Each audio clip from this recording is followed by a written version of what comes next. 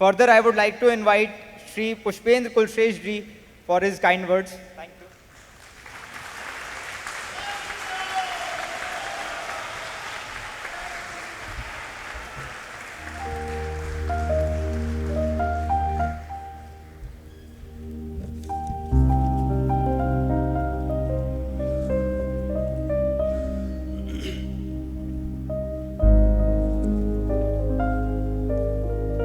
आप सब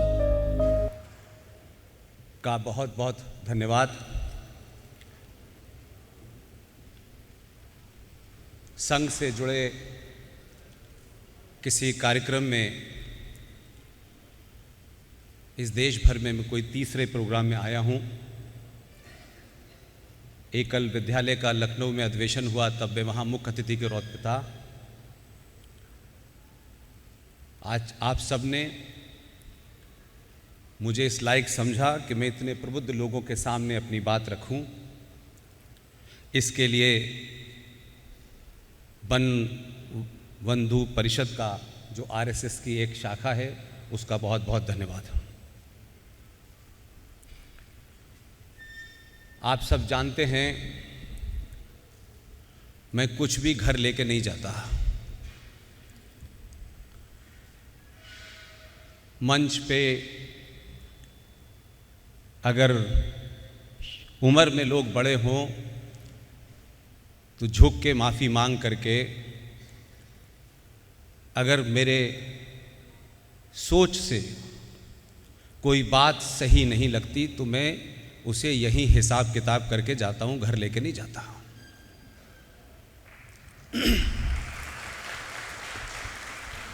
ये 2024 का भारत है। किसी चीज़ की परिभाषा तालियों की गड़गड़ाहट की मोहताज नहीं होनी चाहिए, और जिस विषय के जानकार नहीं हैं उस पे सार्वजनिक मंचों से खड़े होकर कहना चाहिए कि ये विषय मेरा नहीं है। मैं इस पे बहुत कुछ नहीं कहना चाहता क्योंकि मैं उसके बारे में जानकारी नहीं है। लेकिन अक्सर ऐसा देखा गया है कि जब आप माइक के पास आते हैं तो क्यों ये लगता है कि हमें हर विषय पे बोलना है, और खास तौर से जिस विषय की जानकारी नहीं है उस पे तो सबसे ज्यादा बोलना है। मैंने कई मंचों से कहा, मैथमेटिक्स एक ऐसा सब्जेक्ट है जिससे मुझे बहुत डर लगता है। हाई स्कूल में मैथमेटिक्स में 3 नंबर का ग्रेस मार्क मिला तभी पास हुआ। इसलिए अब मुझसे कोई कहे कि साहब मैथमेटिक्स पे बोलिए तो मैं हाथ जोड़ के माफी मांग लेता हूं, क्योंकि भारत की बात हुई है और विषय आपने रखा है कि भारत कैसे बनाएं। भारत को भारत बनाने के लिए कुछ भी नहीं करना है। 82 करोड़ सनातनी हिंदू इस देश में है।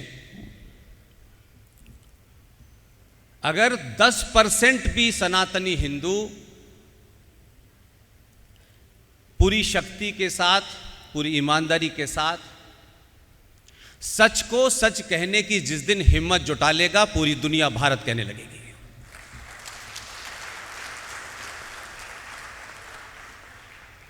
इसलिए इस मंच से, क्योंकि यह विषय ऐसा है कि इस पे बात एकदम साफ होनी चाहिए। जैसे शिक्षा और ज्ञान में जमीन आसमान का अंतर है, वैसे ही देश और राष्ट्र में भी जमीन आसमान का अंतर है। हम सब लोग ये समझते हैं देश प्रेमी होना चाहिए। देश प्रेमी आप कैसे हो सकते हैं?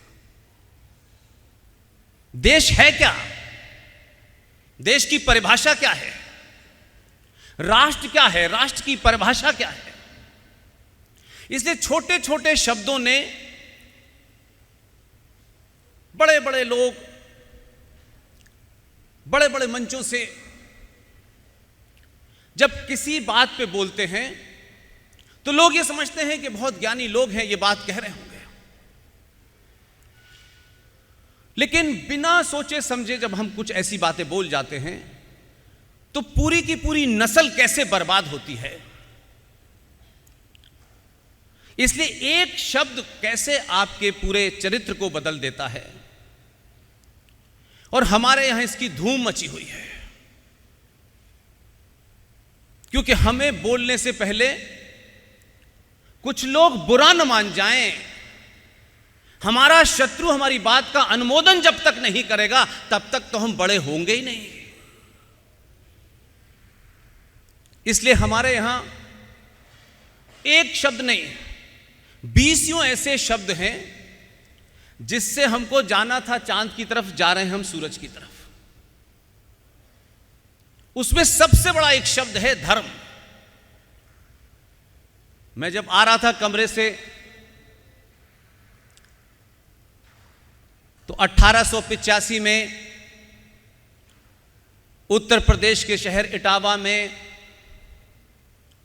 A.O. ह्यूम द्वारा इंडियन नेशनल कांग्रेस की स्थापना का मुझे इसलिए याद आया कि कमरे से निकलते वक्त A.O. ह्यूम के जितने भी वारिस थे वो मैनिफेस्टो जारी कर रहे थे, और उनके मैनिफेस्टो में कहा गया हमें संविधान को बचाना है, इस देश को बचाना है, और खूब धड़ल्ले से बिक रहा है। जिन्होंने 70 साल में इस संविधान को जूतों तले रौंदा है वो कह रहे हैं संविधान खतरे में है। और संविधान के बारे में मुझसे बेहतर आपके इस कॉन्क्लेव में उसकी बारीकियों के बारे में हमारे दोस्त अश्वनी उपाध्याय जी आपकी निटी-गिटी बताएंगे।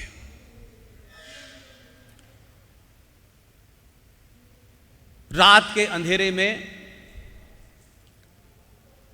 भारत के संविधान की जो प्रियम्बल है, दुनिया के हर संविधान में एक प्रियम्बल होता है,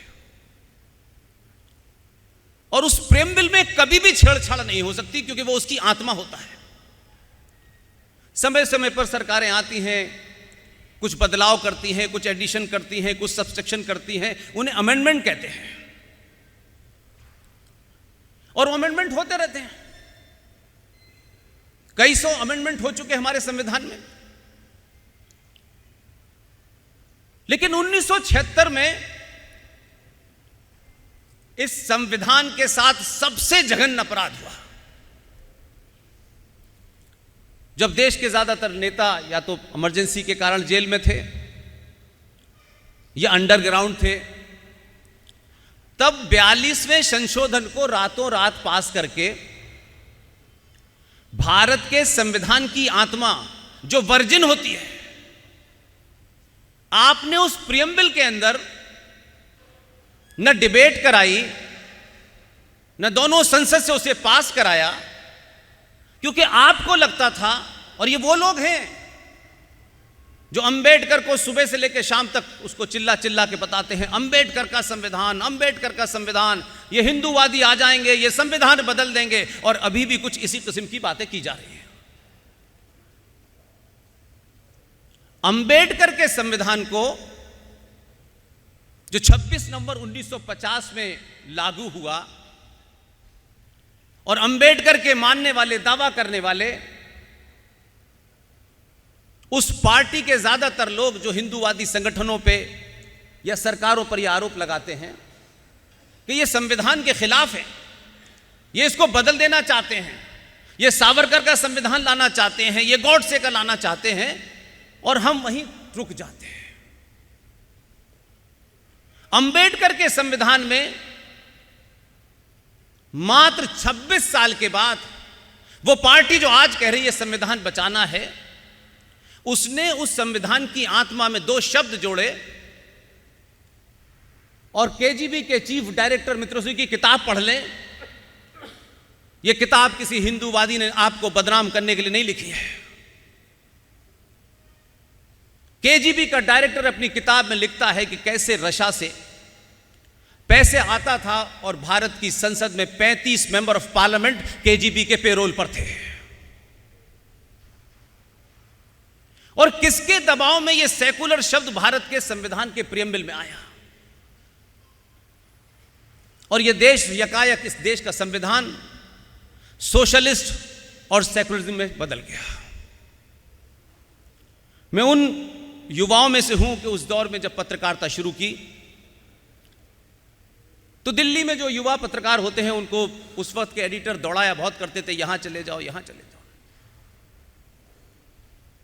और एक ऐसे विद्वान से मिला, वो अब नहीं है, लेकिन उनका बेटा जज कैसे बनाए जाते हैं वो सुप्रीम कोर्ट में लाइव देख सकते हैं।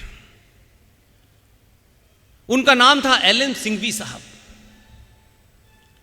एलएम सिंघवी साहब के बारे में मुझे पता चला कि जब सेकुलर शब्द संविधान में डाला गया तो उस वक्त की प्रधानमंत्री श्रीमती इंदिरा गांधी ने एलएम सिंघवी साहब से यह पूछा कि इस सेकुलर शब्द का हिंदी में अनुवाद क्या होगा। एलएम सिंघवी साहब ने उसमें कई सारी बातें रखी,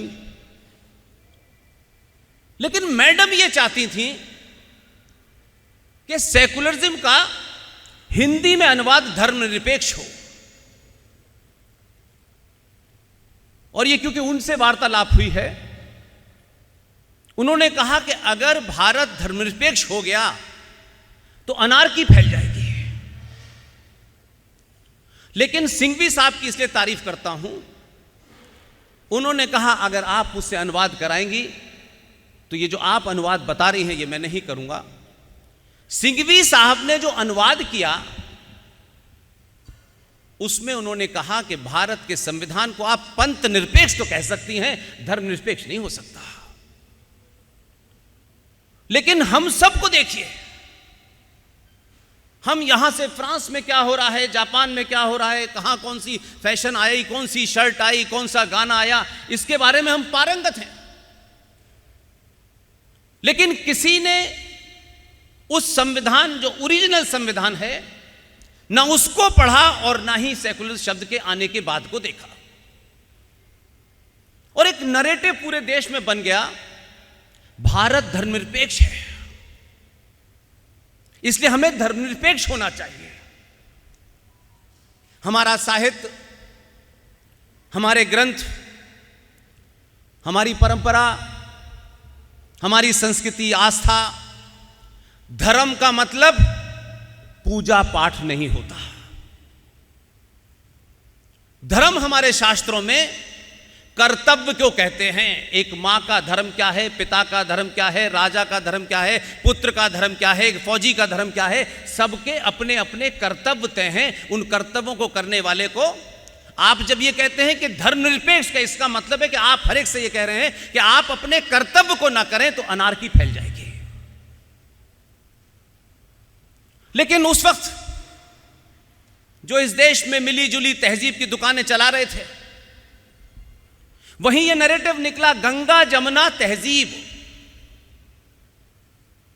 मुझे कोई इस जीवन में 12-13 साल बोलते हुए हो गए। आप सब जानते हैं मेरी पैदाइश कहां हुई, कहां शिक्षा हुई, इसलिए मेरा शुरू से कोई कंफ्यूजन नहीं है। और नेताओं के लिए बड़ा आसान है, उन्हें किसी का वोट लेना है तो वो भी कहते हैं गंगा जमुना तहजीब। गंगा भी हमारी, जमुना भी हमारी, तहजीब किसकी? किसकी तहजीब? कहां से आई है तहजीब? तो हम सिर्फ ये दिखने के लिए कि हम हर भाषा को जानते हैं, इसकी चिंता जिस दिन सनातनी छोड़ देगा, भारत 24 घंटे में भारत हो जाएगा। और ये मेरा अपना एक्सपीरियंस कहता है, ये मेरा अपना एक्सपीरियंस कहता है।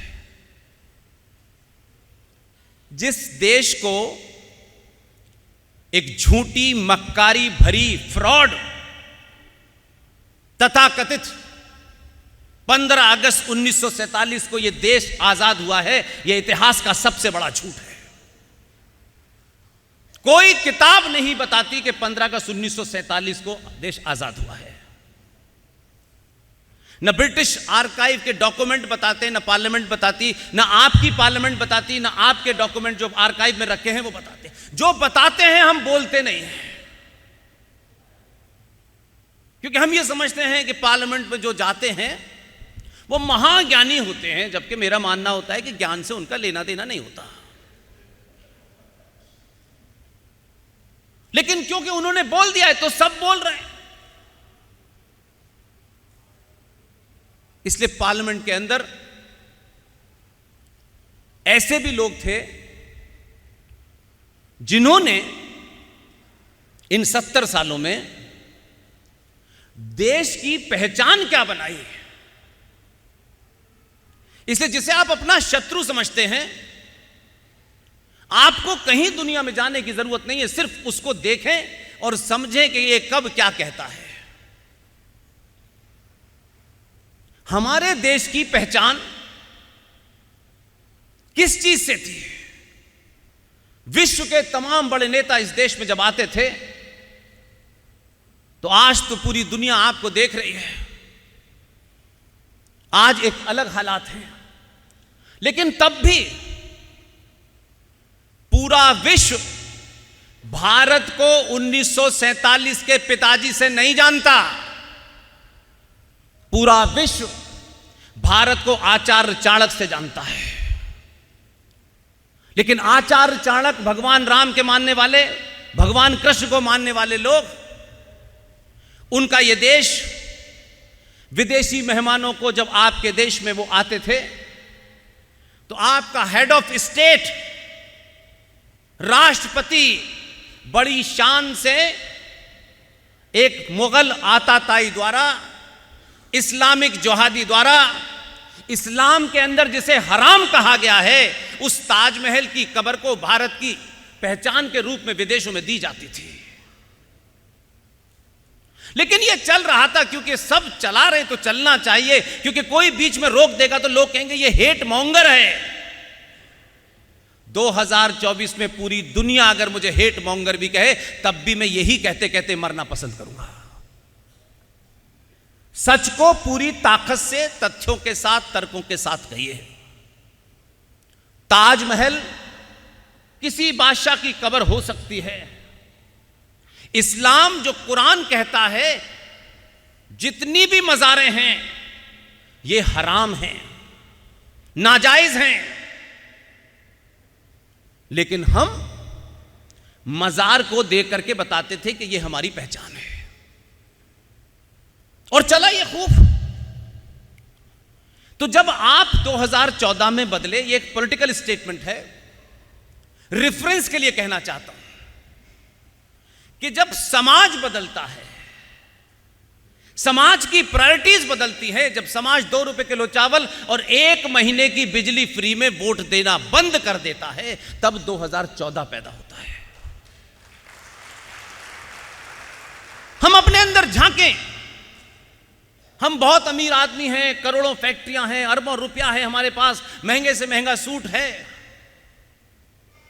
हम यहां से पासपोर्ट लेके दुनिया में जब घूमते हैं तो थोड़ी देर के लिए भूल जाते हैं कि दुनिया आपको क्या सोचती होगी आपके बारे में। और चलो कहीं किसी दूर दराज के गांव में, कहीं किसी भुखमरी के कारण, किसी गरीबी के कारण, अभावों के कारण, कहीं कोई बेचारा सोचता होगा कि भाई इन्होंने 2 रुपए किलो चावल दे दिए हैं, 1 महीने की बिजली फ्री दे दी है, चलो 5 साल के लिए इन्हें सरकार बना दें। लेकिन भारत की राजधानी दिल्ली, जहां तमाम दुनिया के महान लोग बैठते हैं, जब वहां का भी वोटर 2 रुपए को चावल और 1 महीने की बिजली में बिकता है और पानी भी बिकता है, तो फिर हमारी दुर्गति होनी थी। इस संविधान में अभी हमारे पूर्ववक्ता ने कहा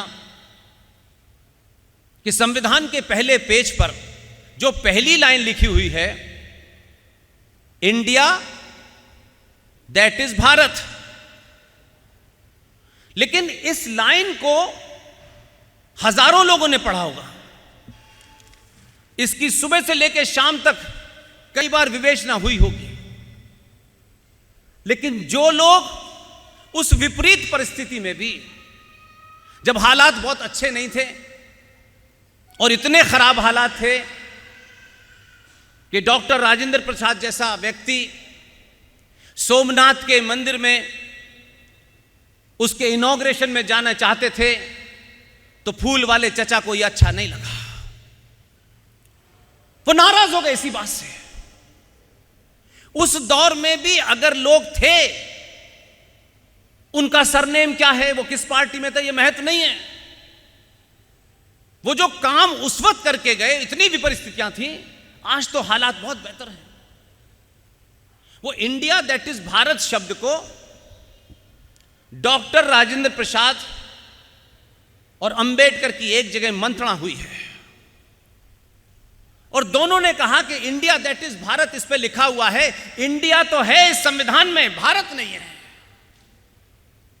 और यह बात मैं खास तौर से कैलकाटा में हूं इसलिए बोल रहा हूं, क्योंकि आप इसका महत्व जानेंगे।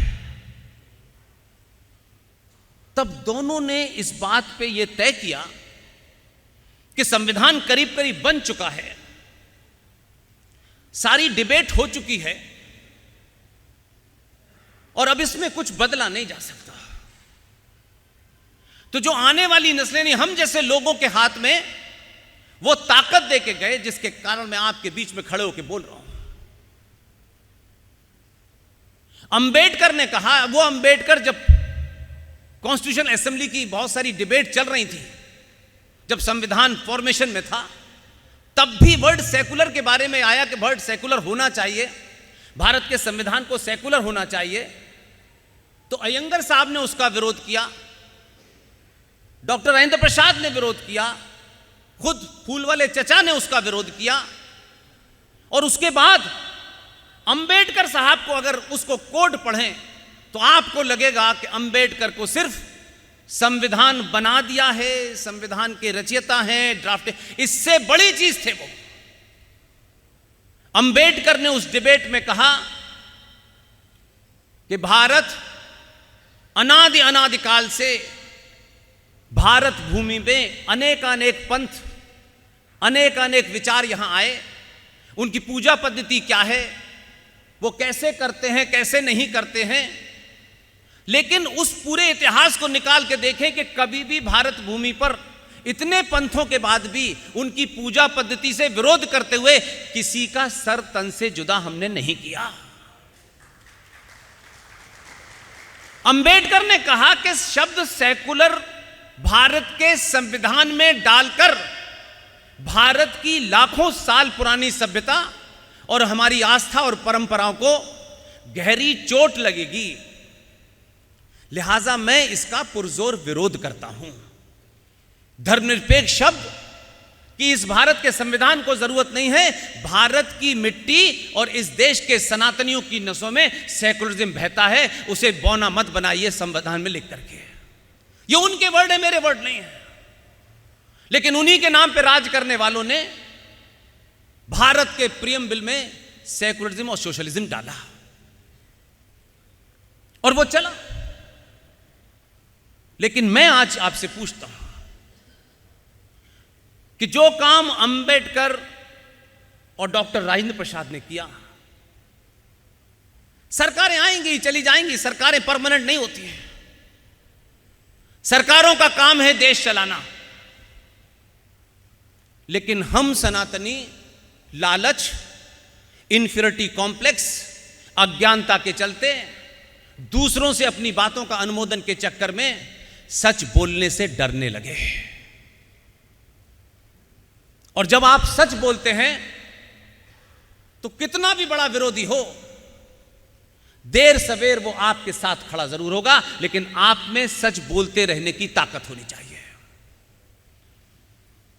उसी संविधान में अंबेडकर साहब ने और डॉक्टर राजेंद्र प्रसाद ने यह कहा कि अब इसमें कोई कॉमा फुल स्टॉप बदला नहीं जा सकता, लेकिन भारत को अगर जीवित करना है तो अनादिकाल में यह देश कैसे चलता था, राज्य के कैसे संबंध होते थे, मौलिक अधिकार क्या थे, तमाम सारी चीजों पर चर्चा की। और क्योंकि उसके लिए उन्हें बहुत बड़ी परमिशन नहीं लेनी थी, तो दोनों ने मिलकर के एक मंत्रणा की और आपके बंगाल में शांति निकेतन नाम की एक जगह है और वहां एक साहब से संपर्क साधा गया और उनको बुलाया नहीं कि वो आ जाएंगे तो पता चल जाएगा। उसमें से एक दूत को भेजा और संविधान की कॉपी जो करीब करीब तैयार हो चुकी थी उनको वो कॉपी दी और उनसे ये कहा कि आप इसका विस्तार रूप से पढ़ें, हर चैप्टर पढ़ें और हर चैप्टर में हजारों साल पहले हमारी सभ्यता में ये काम कैसे होते थे उसके एक चित्र के द्वारा समझाने की कोशिश करें। और आपके बंगाल के सपूत नंदलाल बोस जो शांति निकेतन में एक बहुत बड़े आर्टिस्ट थे, उनको यह जिम्मेदारी सौंपी है। और एक मध्य प्रदेश में जगह है जबलपुर। क्योंकि इस घटना को मैं इतने कॉन्फिडेंस के साथ इसलिए नहीं बता रहा कि मैंने कहीं पढ़ लिया है। नंदलाल बोस के जो सबसे प्रिय शिष्य थे उनकी उम्र कोई 20 साल रही होगी।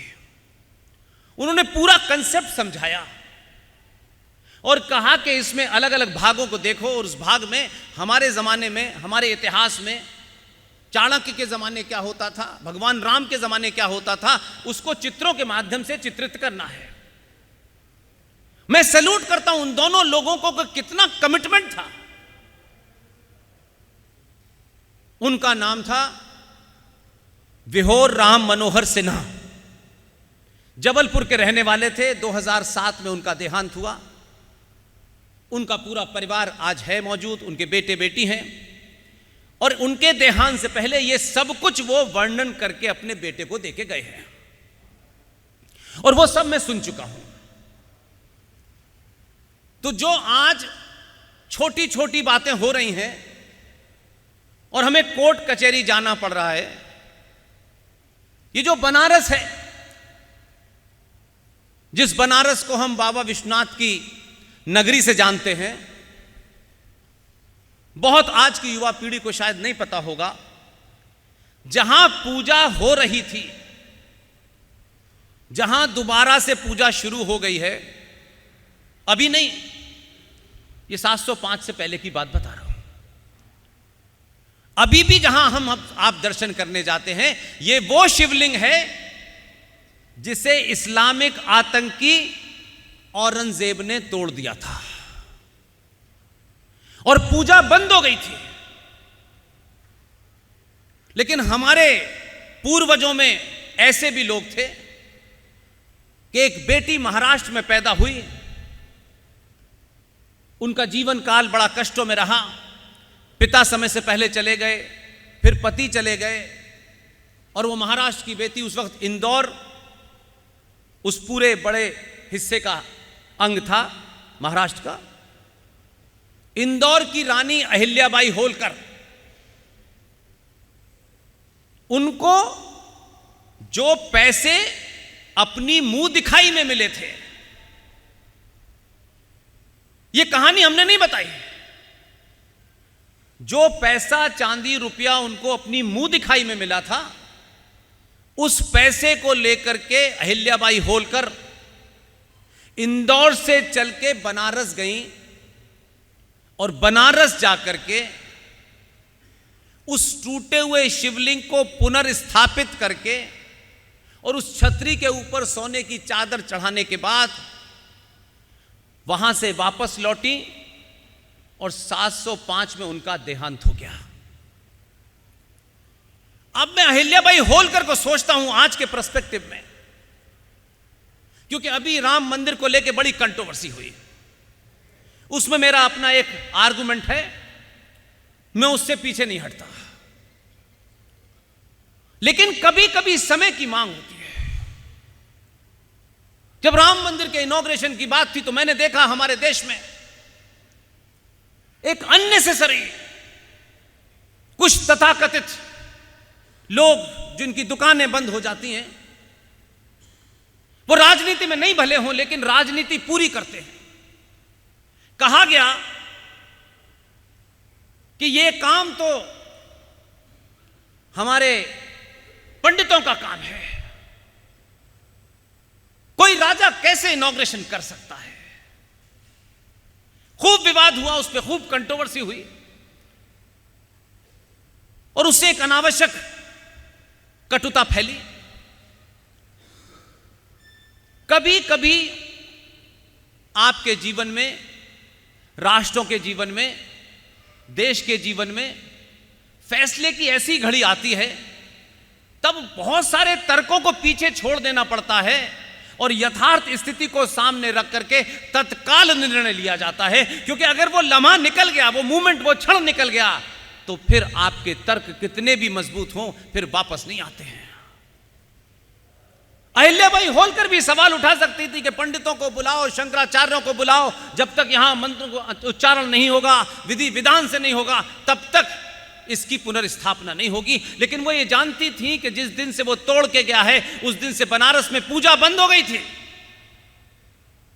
वो कितनी विजनरी रही होंगी, उन्होंने सोचा कि इसको पुनर्स्थापित करो, पूजा शुरू हो जाए। कहीं ऐसा ना हो कि 50 साल तक के बाद भारत का सनातनी हिंदू बाबा विश्वनाथ की नगरी को ही भूल जाए, क्योंकि बाबा तो यहां है नहीं और अपने घर के आगे एक बाबा लगा के उसी पे पानी डालना शुरू कर देगा। इसलिए इसको जिंदा रखना है तो तत्काल तौर पे पूजा शुरू हो जाए।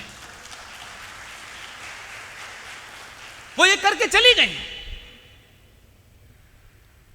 राम मंदिर का इनॉग्रेशन, एक पूरे देश में बवाल, हर आदमी ज्ञान दे रहा है। यह नहीं सोच रहा कोई 500 साल तक जब उसे इस्लामिक आक्रांता रौंद रहे थे और उनकी नाजायज औलादें भारत में उसको बनाए रखने के लिए सुप्रीम कोर्ट से लेके सड़कों पे निकल रही थीं, तब कितने लोग निकले थे उस मंदिर को बचाने के लिए। तब कितने लोगों ने यज्ञ किया था कि नहीं, कुछ भी हो जाए यज्ञ जारी रहेगा। 500 साल में कितनी जनरेशन निकल गई है, किसी को पता ही नहीं है, इसलिए कि लोग भूल गए, पूजा बंद हो गई। तो आपकी जनरेशन पूछती है कि राम मंदिर वहां कहां था भाई।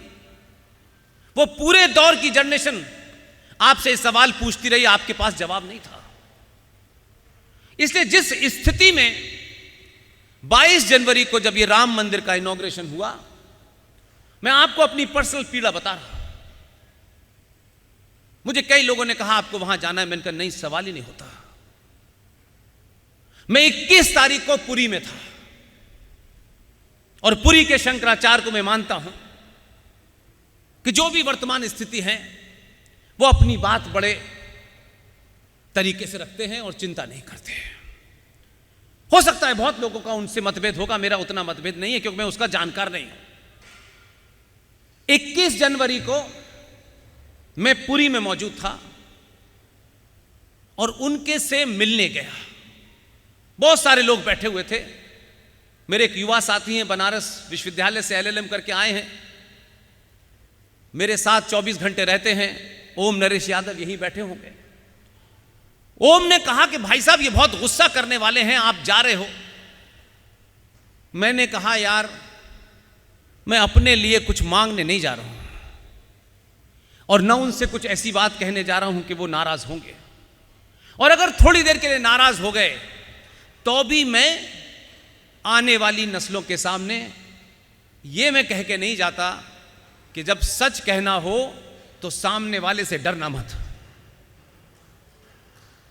अपनी बात को पूरे तर्कों के साथ कहोगे और सामने वाले को अगर मानते हो ईमानदार है, तो मैं नहीं मानता कि मेरे प्रति कोई उनका द्वेष है या विशेष था। मैंने सिर्फ उनसे कहा कि मुझे अकेले में बात करनी है, और यह बात अभी तक मैंने किसी मन से नहीं कही, लेकिन मैं कह रहा हूं। मैंने उनसे कहा, बोले बताओ। मैंने कहा मैं एक ही बात आपसे कहना चाहता हूं, न मुझे सत्ता जानती है न कोई संगठन जानता है, मैं एक साधारण सा इंसान हूं जो अपनी बात कहता रहता हूं। लेकिन मेरे मन में यह हुआ कि मैं किसी और से नहीं, मैं आपसे कह दूंगा तो बात बन जाएगी, क्योंकि मैं एक पॉलिटिकल जर्नलिस्ट रहा हूं, 10-12 साल से पूरे देश में घूम रहा हूं, जमीन पे क्या है।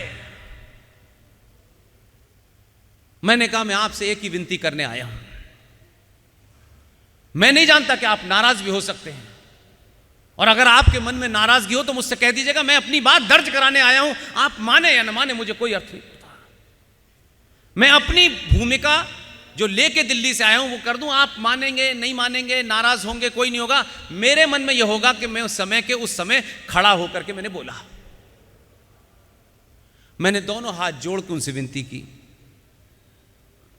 मैंने कहा मैं सिर्फ आपसे चाहता हूं, मैं बहुत करीब से चीजों को देख, 22 साल के जीवन में बहुत सारी ऐसी रहस्य हैं जो मेरे सीने में हैं,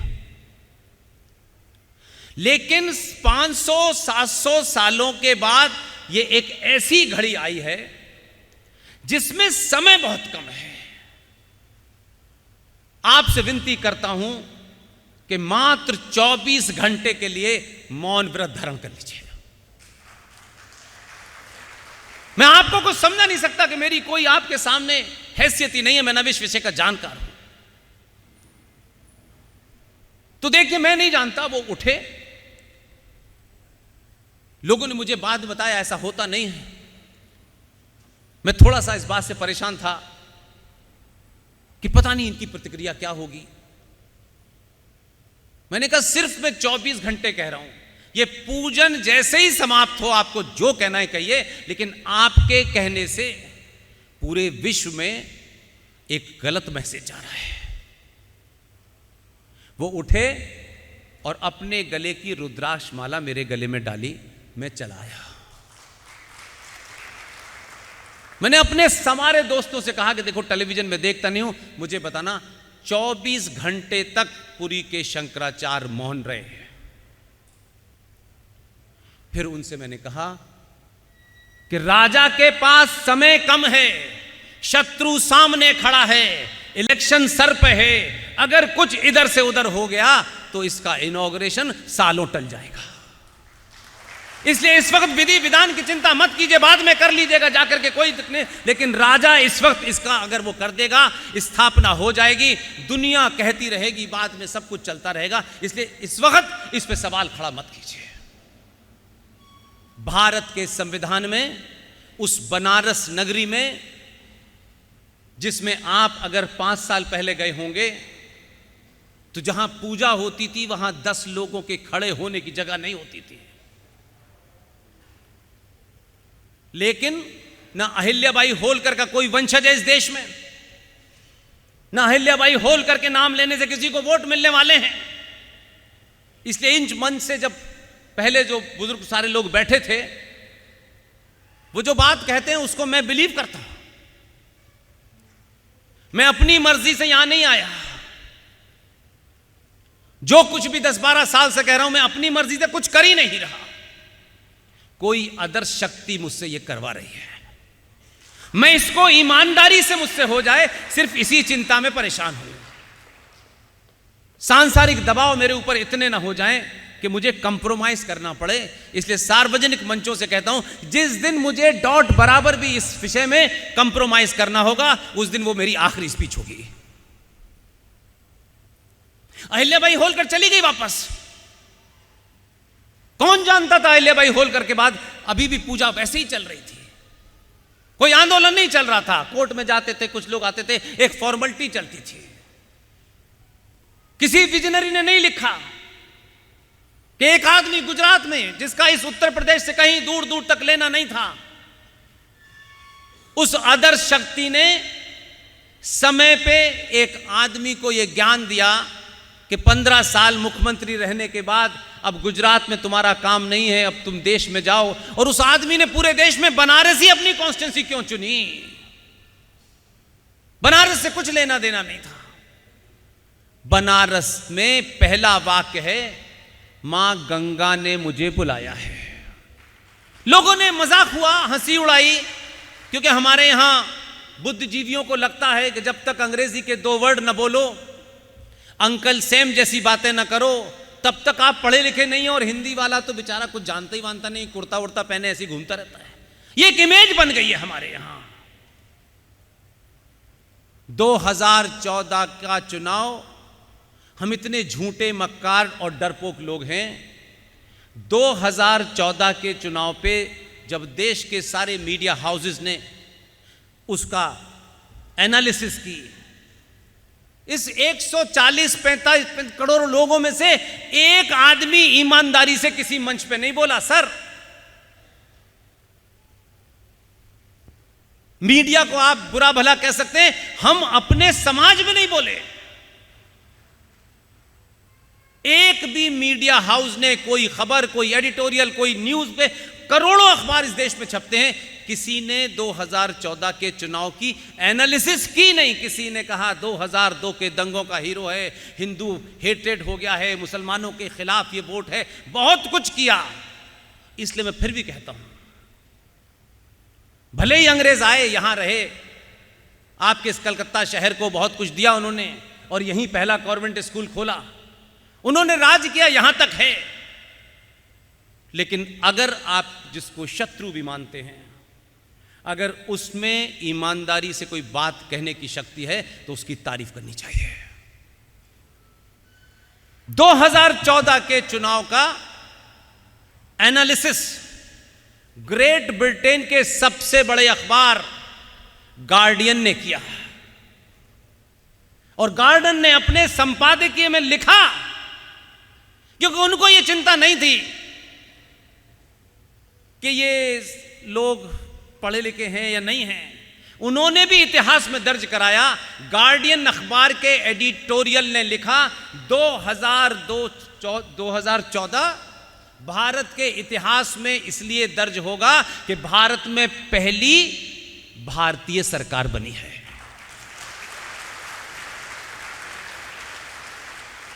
तो लोग हैं, ऐसा नहीं है, लेकिन हमने सब कुछ देखा और 2014 पैदा हुआ, और 2014 पैदा होने के लिए बहुत लोगों का परिश्रम है। जो लोग यहां बैठे थे उनका भी परिश्रम है, उनका भी कंट्रीब्यूशन है। लेकिन इससे आगे जब 14 पैदा होता है तो क्या होता है? एक आदमी, हमारे यहां यह कहा जाता है, वो बहुत पढ़े लिखे लोग हैं, बड़े महाज्ञानी हैं, वो वर्ल्ड बैंक में भी गए थे, वो यहां भी गए थे, वो वहां भी गए थे, इकोनॉमिक्स, आजकल इसकी गिनती बहुत हो रही है, डिग्रियां बहुत गिनाई जा रही हैं। डिग्रियां और मार्कशीट, जो लोग मार्कशीट और डिग्री की चिंता करते हैं, वो जब भी राष्ट्र और देश संकट में होता है, वो अपनी मार्कशीट की चिंता के कारण देश नहीं बचाते। और जीवंत उदाहरण है, मैं कोई बात आपको डेट टाइम इसलिए देता हूं ताकि आप मेरे जाने के बाद उसको वेरीफाई करें, तो आपको कॉमा फुल स्टॉप गलत ना हो। बलिया के रहने वाले एक महान, जिन्हें युवा टर्क के नाम से लोग जानते हैं, भारतीय राजनीति के आंकड़ों के खेल में वो देश के प्रधानमंत्री बने, जिन्हें चंद्रशेखर कहते हैं। और चंद्रशेखर जी अक्खड़ आदमी थे, सुनते बनते नहीं थे किसी की। और ये किस्सा, क्योंकि मैं उसका प्रत्यक्ष गवाह हूं, इसलिए आपके सामने कहना चाहता हूं। कोई सरकार वरकार गिर गई, वो कोई उनकी कोठी पे, वो जो आए थे जहाज उड़ाते उड़ाते देश चला रहे थे, उनकी कोठी पे शायद दो कोई पुलिस वाले थे, तो उन पे आरोप लगाया कि इन्होंने जासूसी की है, और उस चक्कर में कांग्रेस पार्टी ने समर्थन वापस ले लिया और उनकी सरकार गिर गई थी। याद कीजिए, जो लोग मेरी उम्र के लोग हैं, चंद्रशेखर प्रधानमंत्री निवास से निकलकर राष्ट्रपति को अपना इस्तीफा देना चाह रहे थे। तो हर प्रधानमंत्री का जो कार्यालय होता है, उसके बाहर बड़ी बड़ी बैठने की कुर्सियां पड़ी होती हैं, उसमें मिलने वाले बड़े लोग अंदर बैठते हैं, जो रूटीन में प्यून वगैरह होते हैं वो सब वहीं बैठते हैं। वहां एक आदमी ऐसे बैठा हुआ था और चंद्रशेखर इस्तीफा देने जा रहे थे। वो दौड़े पीछे पीछे, सर सर सर कहते हुए। चंद्रशेखर रुक गए। चंद्रशेखर ने उनसे पूछा, क्या बात है भाई? बोले सर आप इस्तीफा देने जा रहे हैं, मुझे यूजीसी का चेयरमैन बना दीजिए। तो चंद्रशेखर ने उनसे क्या कहा, तुम इतनी देर में आए हो, लेकिन यूजीसी के चेयरमैनशिप के लिए प्रधानमंत्री साइन नहीं करता, एचआरडी मिनिस्टर साइन करता है। और वो फिर बेचारे क्या चंद्रशेखर के मन में आया, वो वहीं रुके रहे और पूरे देश में मीडिया ने खबर चलाई कि चंद्रशेखर का मन बदल गया है, क्योंकि ये हमारे पत्रकार बंधु पुराने साथी मन पहचान लेते हैं। इनके पास ऐसी ऐसी जुगाड़ें हैं कि ये कुछ भी पहचान लेते हैं, लेकिन अपने मन को नहीं पहचान पाए आज तक। वो वहीं बेचारे रुक गए और उसके बाद में उस एचआरडी मिनिस्टर को ढूंढा गया। वो एचआरडी मिनिस्टर कोई 30-35 मिनट में पहुंचा और पूरा मीडिया वहीं खड़ा था, और फिर उनकी फाइल पे उसने साइन करे कि जाइए। जानते हैं लोग आजकल बड़ा ज्ञान दे रहे हैं। उस आदमी ने अपने पैदा होने से लेके अब तक सिर्फ मार्कशीट और डिग्री और मार्कशीट, बाबू था, बाबू ही रहा 10 साल तक, उसका नाम है मनमोहन सिंह। जब भी राष्ट्र संकट में हुआ ये नजर नहीं आए, लेकिन मेरा एक्सपीरियंस से कहता है जब जब राष्ट्र पे संकट आया है, अनादिकाल से देख लिए, डिग्री वाले कभी सामने नहीं आए। जिस पे डिग्री नहीं है वही खड़ा बचा रहा है। इसलिए बहुत सारे काम करने का तरीका होता है, आप उसका ढंढोरा बहुत पीटें, उसकी जरूरत नहीं होती है। प्रधानमंत्री की शपथ ली, आप कह सकते हैं कि मैं उनकी शान में कसीदे पढ़ रहा हूं, नहीं, मैं आपके अंदर वो बात बताने की कोशिश कर रहा हूं कि आप आचार्य चाणक्य के वंशज हैं, बापू के वंशज नहीं हैं।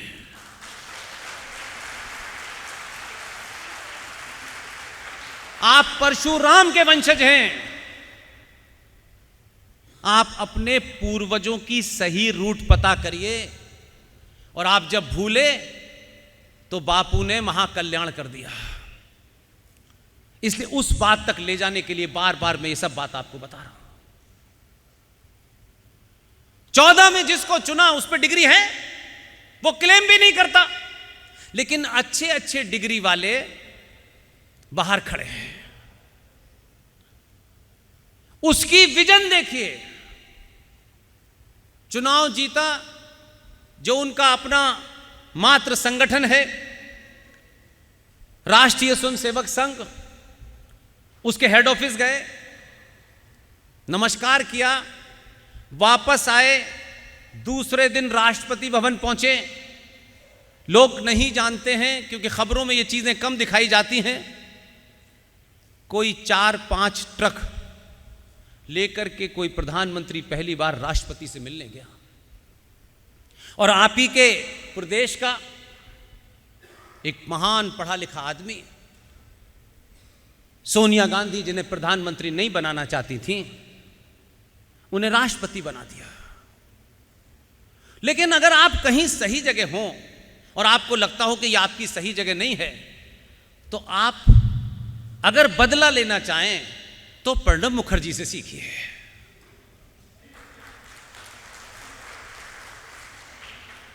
इसलिए प्रणब मुखर्जी कांग्रेसी है, इसलिए मेरा कोई विरोध नहीं, वो कोई हो, उन्होंने जो काम किया मेरे लिए महत्वपूर्ण है, मेरे लिए उसो अमर है। बाकी वो क्या थे नहीं थे, किस पार्टी के थे, पार्टी क्या है, पार्टी दुकानें हैं। आज इस पार्टी का माल बिक रहा है तो लोग इधर आ रहे हैं, छोड़ छोड़ के आ रहे हैं, खड़े हैं लाइन में, ले लो। आज ही 2 आए हैं महाराष्ट्र में, सडनली सेकुलर कम्युनल हो गए, कह रहे हैं यही बिक रहा है।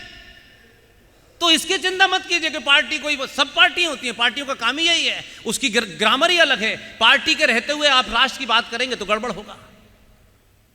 राष्ट्रपति भवन पहुंचा, पूरे मान सम्मान के साथ बंगाल के उस पुत्र प्रणब मुखर्जी के पैर छुए।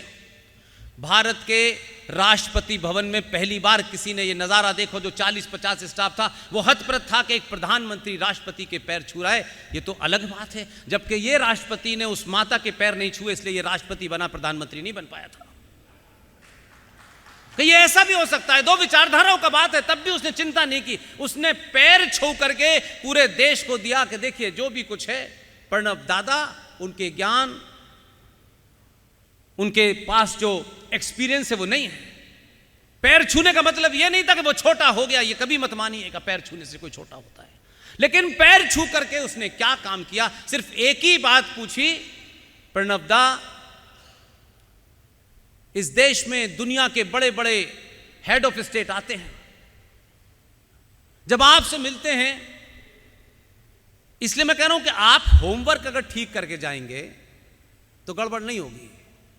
लेकिन वो होमवर्क करके गया, लेकिन उसने एक्सप्रेशन ये दिया वहां कि मुझे कुछ पता नहीं है। और प्रणब जानते थे इस बात को, लेकिन बंगाली थे, मुंह से सच निकल गया उनके। उनसे पूछा कि जब यहां हेड ऑफ स्टेट आते हैं तो आप उन्हें भारत की पहचान के रूप में क्या देते हैं? वो बेचारे भोले आदमी थे, वैसे ही आहत थे सोनिया गांधी से। उन्होंने कहा हम ताजमहल देते हैं। बस इतना कहना था। उसने सिर्फ एक ही हाथ जोड़ के कहा, महामहिम, भारत की पहचान ताजमहल नहीं हो सकता। विश्व की जितनी भाषाएं हैं, उन भाषाओं में मैंने गीता छपवाई है, राष्ट्रपति भवन के बाहर रखी है। अब से जो भी आएगा उसे गीता दी जाएगी।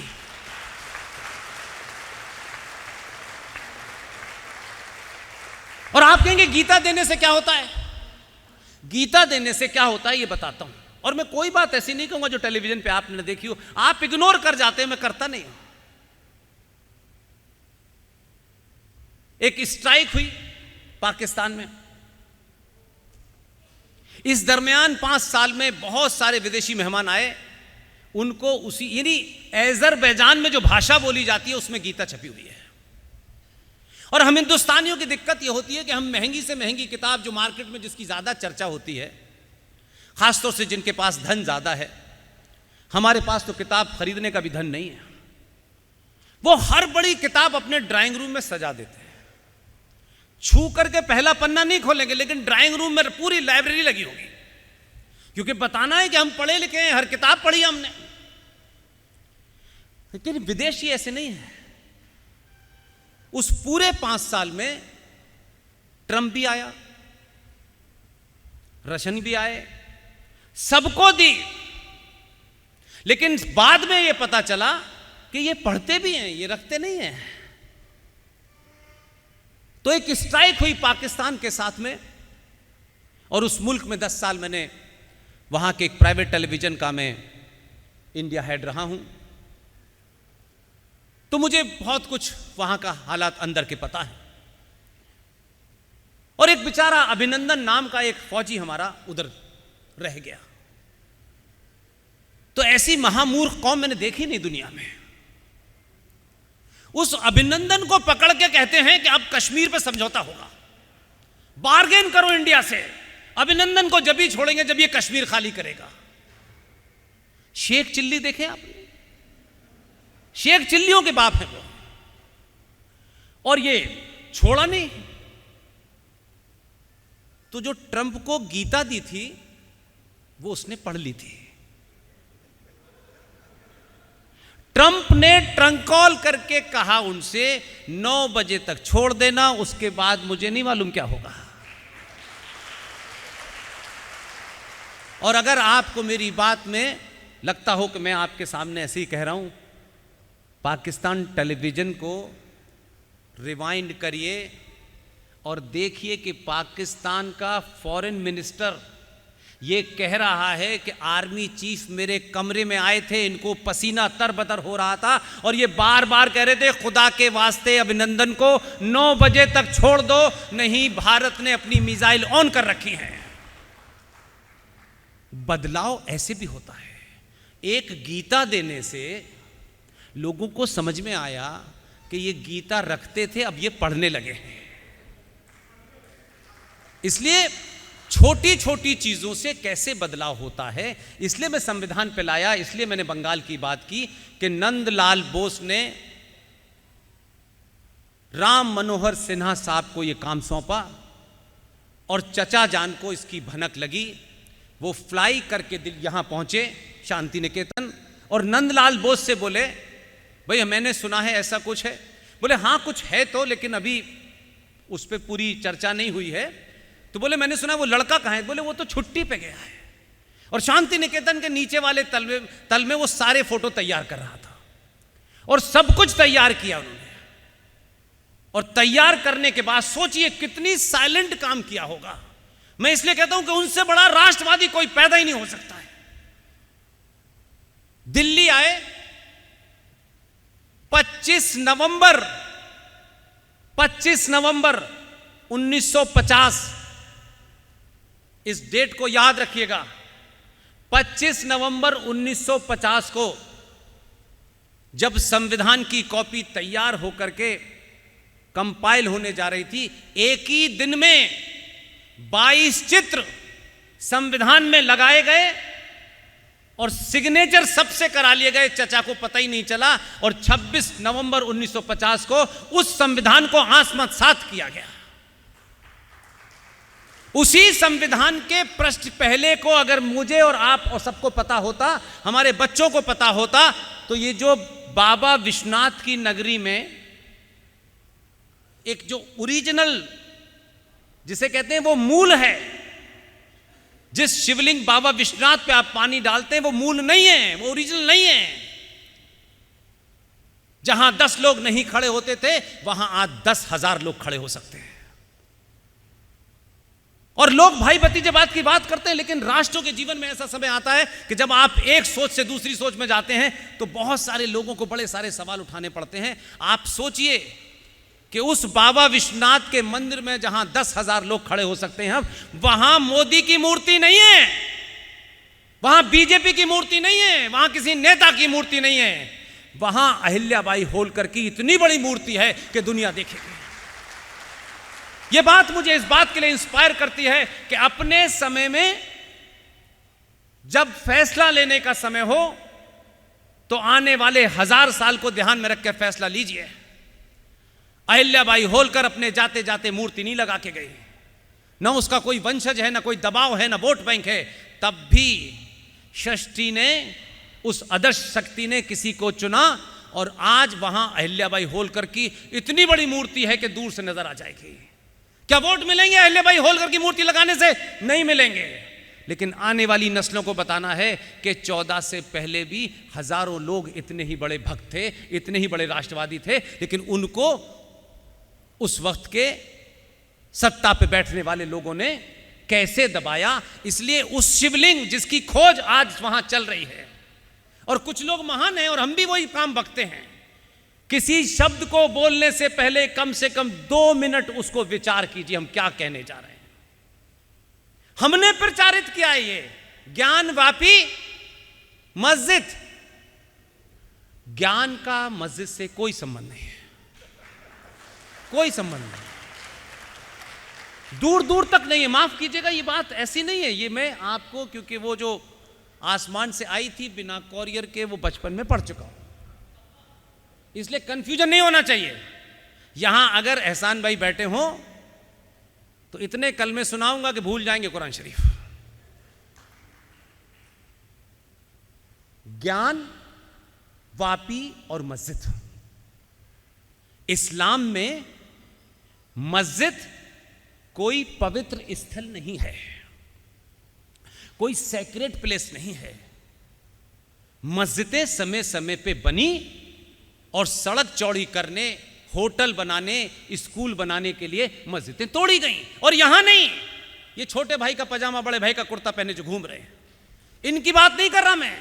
वो जो ओरिजिनल है, जो ऊंट पे बैठ के खजूर पेड़ का तोड़ते हैं ना, उनके यहां भी नहीं है।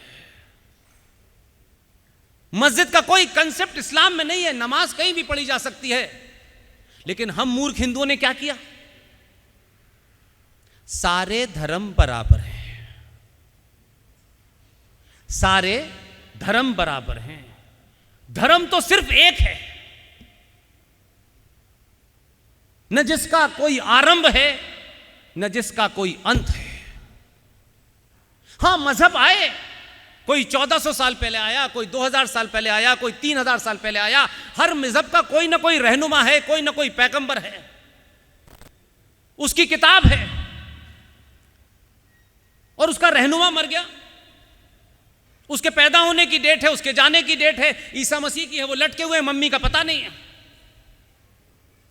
उनकी भी डेट है, वो 2000 साल पहले आए थे, 1400 साल पहले आए थे, वो आए, वो भी चले गए। वो किताब मौजूद है। प्रकृति ये कहती है जो भी पैदा हुआ है, जो भी पैदा हुआ है, जिसमें जान है उसका मरना निश्चित है।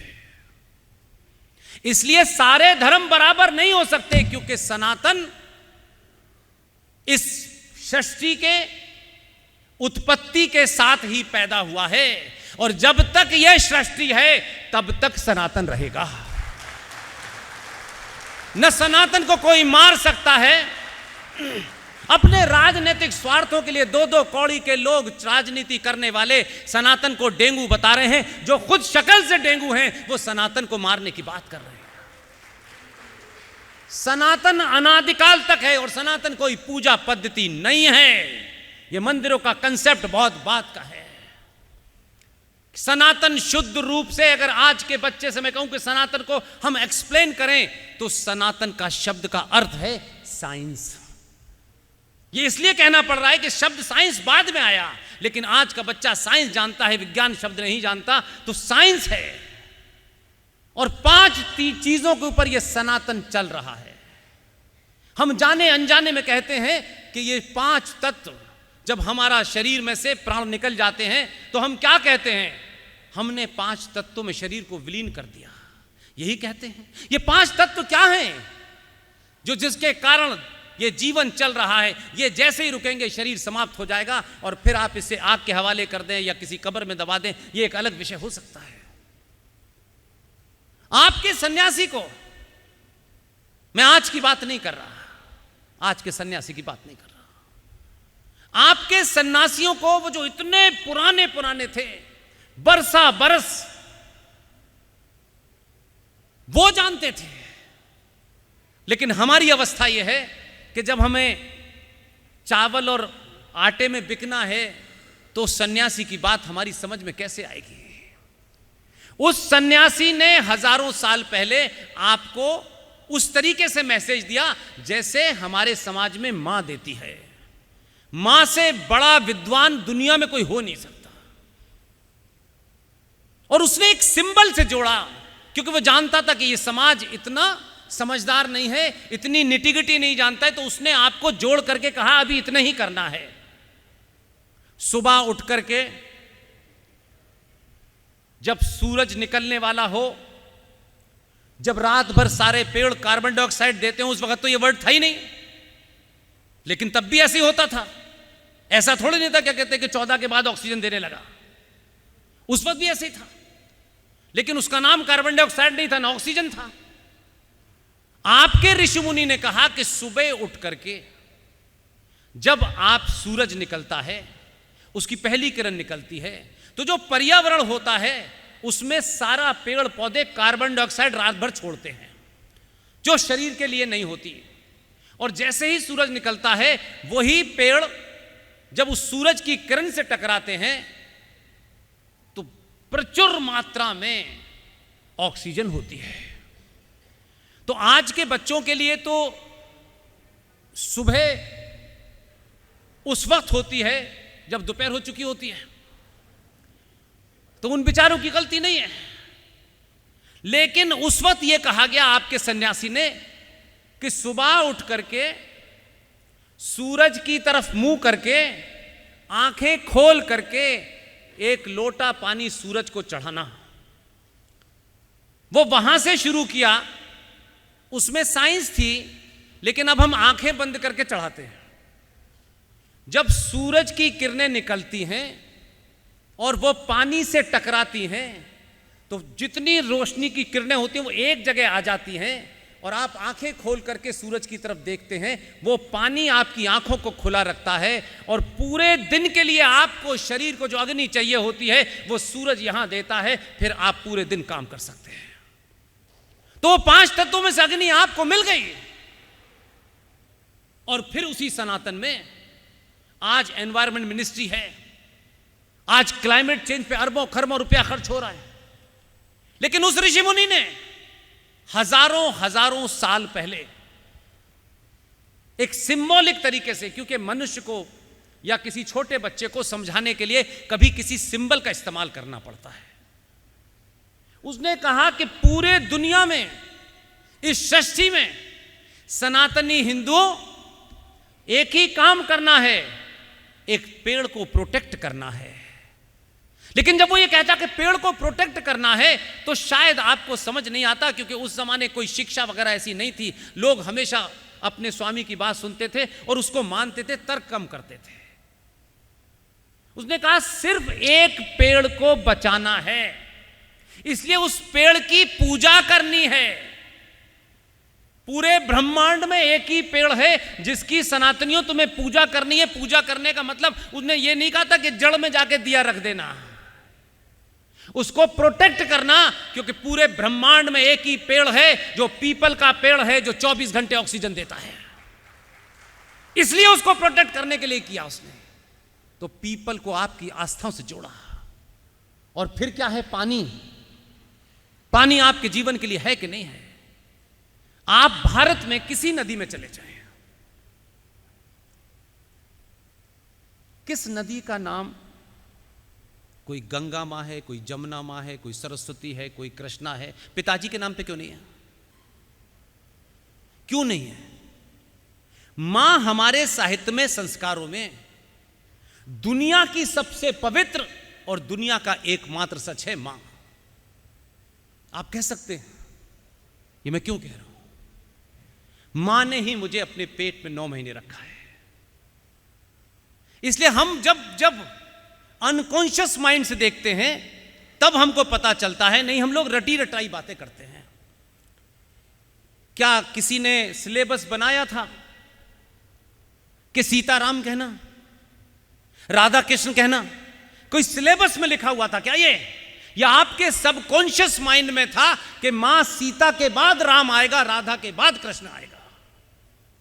और मां क्यों सच्ची है, मां क्यों पवित्र है? मां दुनिया में एकमात्र सच है। जैसे सूरज निकलता है पूरब से, ऐसे ही मां सबसे बड़ा सच है। क्योंकि इसको हम नहीं जानते, अंग्रेजों ने हमारी उन चीजों को बड़ी बारीकी से तय किया और हमारी उस जड़ को काटा। इसलिए मैं आपको समझाना चाहता हूं। इस मन से राजनीतिक बात हो सकती है, लेकिन मेरा वो एजेंडा नहीं है आज। वो मैं कल निकलूंगा सीकर में, वहां दूंगा, क्योंकि ये मंच दूसरा है। यहां मुझसे ज्यादा बड़े बुजुर्ग लोग, बड़े संगठन के लोग, 100 साल तक काम करने वाले लोग, अलग अलग क्षेत्रों में लोग बैठे हैं, इसलिए उनके सामने रखना चाहता हूं। मां क्यों सच है? दुनिया बदल गई, बहुत मॉडर्न हो गए, लेकिन मां के पेट से ही जन्म होता है ना। अंग्रेजों ने आपकी इस ताकत को समझ लिया था, तो क्या किया उन्होंने कि जब आपके कलकत्ता में स्कूल खोला, और स्कूल खोलने के बाद जो कॉन्वेंट, जब नौकरियां बटी, तो हिंदुस्तानी को जो आवेदन करना है, तो उस आवेदन में आपके डेट ऑफ बर्थ सर्टिफिकेट, आपके पिता कौन है, वो आजादी के बाद भी चला। जब तक चाचा नेहरू के लोग थे सत्ता में, तब भी ये चला कि कोई आवेदन करने के लिए आपको अंग्रेज अफसर से अपना डेट ऑफ बर्थ और पिताजी का नाम अटेस्ट कराना होगा। था या नहीं था? अब आपसे मेरा एक सवाल है। मैं स्वर्गीय बलदेव प्रसाद का बेटा हूं, यह दुनिया में कौन जानता है? कौन जानता है बताइए? मां के अलावा कोई और जानता है? जान ही नहीं सकता। सिर्फ मां जानती है, जो मेरी मां, जिसका अभी 1.5-2 महीने पहले स्वर्गवास हुआ है, वही जानती है कि पुष्पेन का पिता कौन है। लेकिन अंग्रेज अफसर ने आपकी उस पूरी सभ्यता को काटने के लिए कहा कि नहीं, ये जो अंग्रेज गजेटेड ऑफिसर है, ये बताएगा कि तुम अपने पिता का जो नाम लिख रहे हो, जब तक ये अटेस्ट नहीं करेगा तुम्हारा बाप ये है, ये झूठा है। कभी सोचा आपने कि सबकॉन्शियस कितनी बड़ी बात है? बहुत छोटी सी बात है। इसलिए बहुत सारे लोग चाहते हैं कि 10 साल में 10,000 साल का इतिहास ठीक हो जाए। होगा नहीं। इस सरकार के मुखिया की अप्रोच की बात कर रहा हूं, और यह भी ध्यान रखिएगा, 2 के अलावा वहां भी बहुत गड़बड़ है, इसलिए 2 से बात कर रहा हूं। उन्होंने जब शपथ ली अग्रवाला साहब, तो शपथ लेने के लिए पहला गवर्नमेंट ऑर्डर आया जियो, जो आपने नहीं देखा होगा, क्योंकि हम तो दूध कम हुआ, पेट्रोल कम हुआ कि नहीं हुआ, हमारी निगाह में इससे ज्यादा कुछ है ही नहीं। इसलिए कभी जब भी 100 साल के बाद इतिहास लिखा जाएगा तो ये बातें दर्ज होनी चाहिए। पहला गवर्नमेंट ऑर्डर जो किसी को पता नहीं, बस लिखा और कहा, क्योंकि उसके लिए जियो ही निकालना था, कोई उसके लिए पार्लियामेंट के अंदर कोई विधेयक नहीं लाना था। और गवर्नमेंट ऑर्डर निकला कि अब से भारत के हर नागरिक को अपना सर्टिफिकेट इस वक्त भी किसी बाबू से, किसी गजेट ऑफिसर से नहीं कराना है। आप अपना सर्टिफिकेट आप खुद अटेस्ट करें। ये भाव है, लेकिन अटेस्ट हुआ। अब इसमें हो सकता है कि दिल्ली वाले को ऑब्जेक्शन हो, वो जो आजकल जेल में है, वो प्रूफ मांगने लगे, वो तो किसी भी बात का प्रूफ मांग लेता है।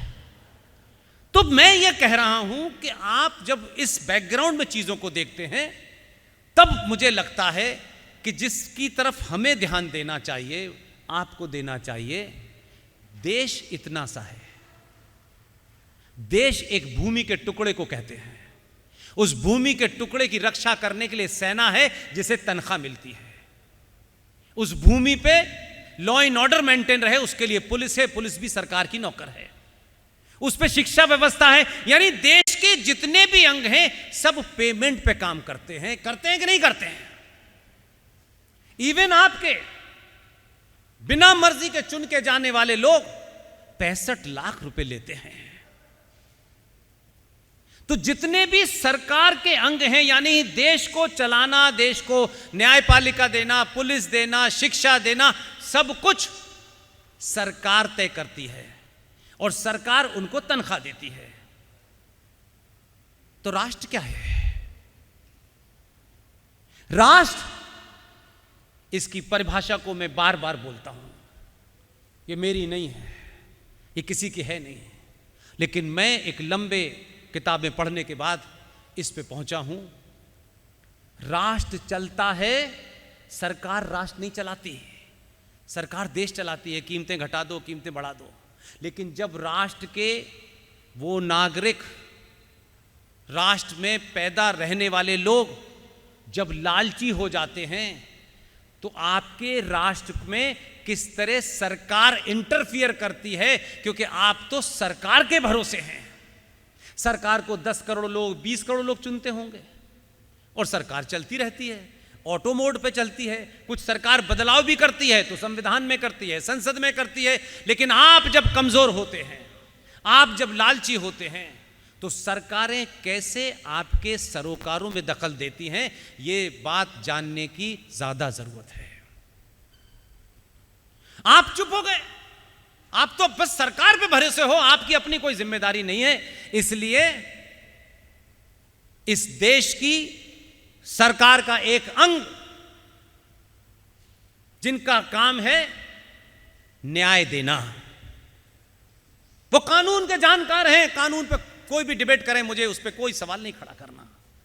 हम दुनिया में पहले ऐसे देश हैं कि हमारी मान्यताओं, परंपराओं, सरोकारों का जो सबसे बड़ा केंद्र है मंदिर, क्योंकि किसी ने चैलेंज ही नहीं किया, क्योंकि अपने हित, अपना स्वार्थ, इतना बोलूं तो टिकट मिलेगी, इतना बोलूंगा तो नहीं मिलेगी, इन स्वार्थों से जब आप ऊपर उठेंगे, तो सुप्रीम कोर्ट के 3 जजेस ने, उनको पता नहीं कहां से, क्योंकि वो तो महाज्ञानी है, उन्होंने कहा कि शबरीमला में जेंडर जस्टिस नहीं हो रहा है और यहां जेंडर जस्टिस होना चाहिए।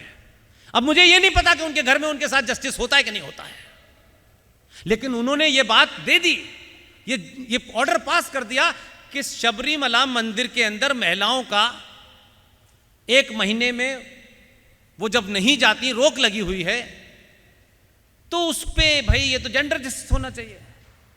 लेकिन पता नहीं क्यों इस दौर में हर दिन कुछ न कुछ एक बखेड़ा खड़ा करने का मेरा मन रहता है। 10 दिन के पास जब उन्होंने फैसला दे दिया तो मैं आपको वो सच्चाई बताना चाहता हूं कि कैसे हालत है अंदर के। हम 10 दिन के बाद सुप्रीम कोर्ट में गए, हमने कहा माय लॉर्ड शबरीमला में जेंडर जस्टिस हो रहा है या नहीं हो रहा, उस पर आपने फैसला दे दिया। हम चाहते हैं कि मस्जिद में भी जेंडर जस्टिस लागू होना चाहिए। जज साहब हत्ते से पड़ गए, उनको लगा बात है, बोले इससे आपका क्या संबंध है?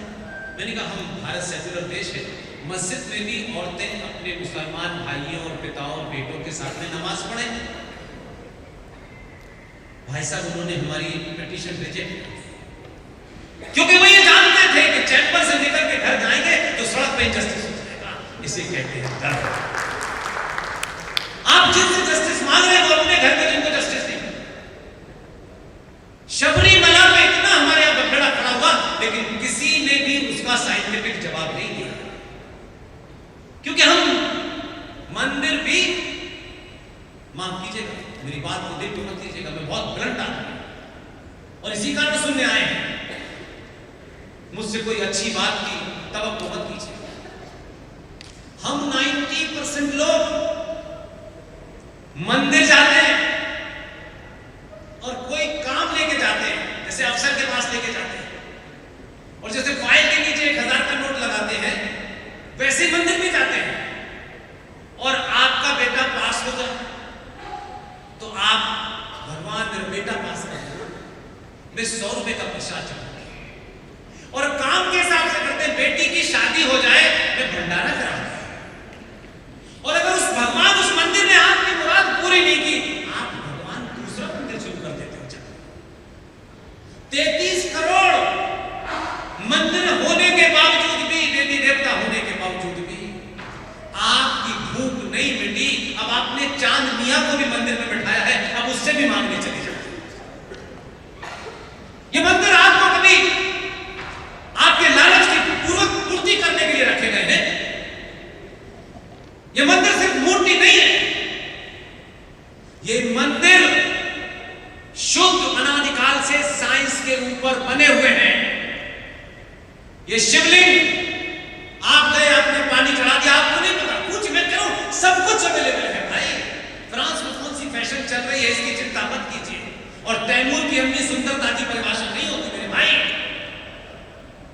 अपने नैरेटिव बदलिए। अगर सुंदरता की परिभाषा जाननी है तो छत्रपति शिवाजी की मां जीजाबाई हो सकती है और कोई नहीं हो सकता।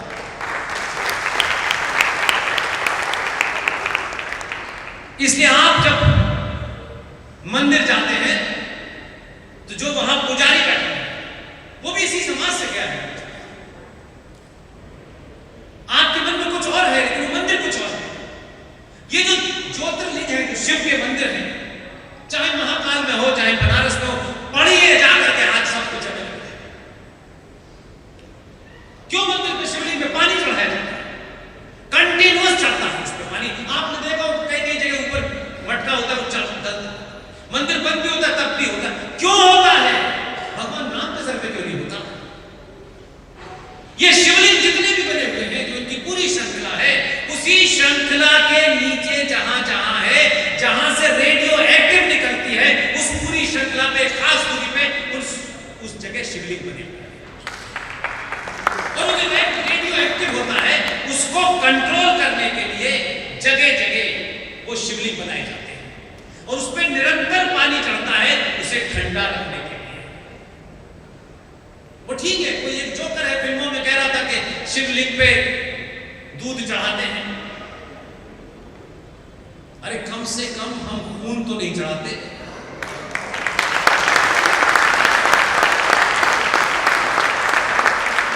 तो शिवलिंग जितने भी मंदिर हैं, मैं आज उन मंदिरों की बात नहीं कर रहा जो बस ऐसे ही खुल गए हैं, उनकी बात नहीं कर रहा।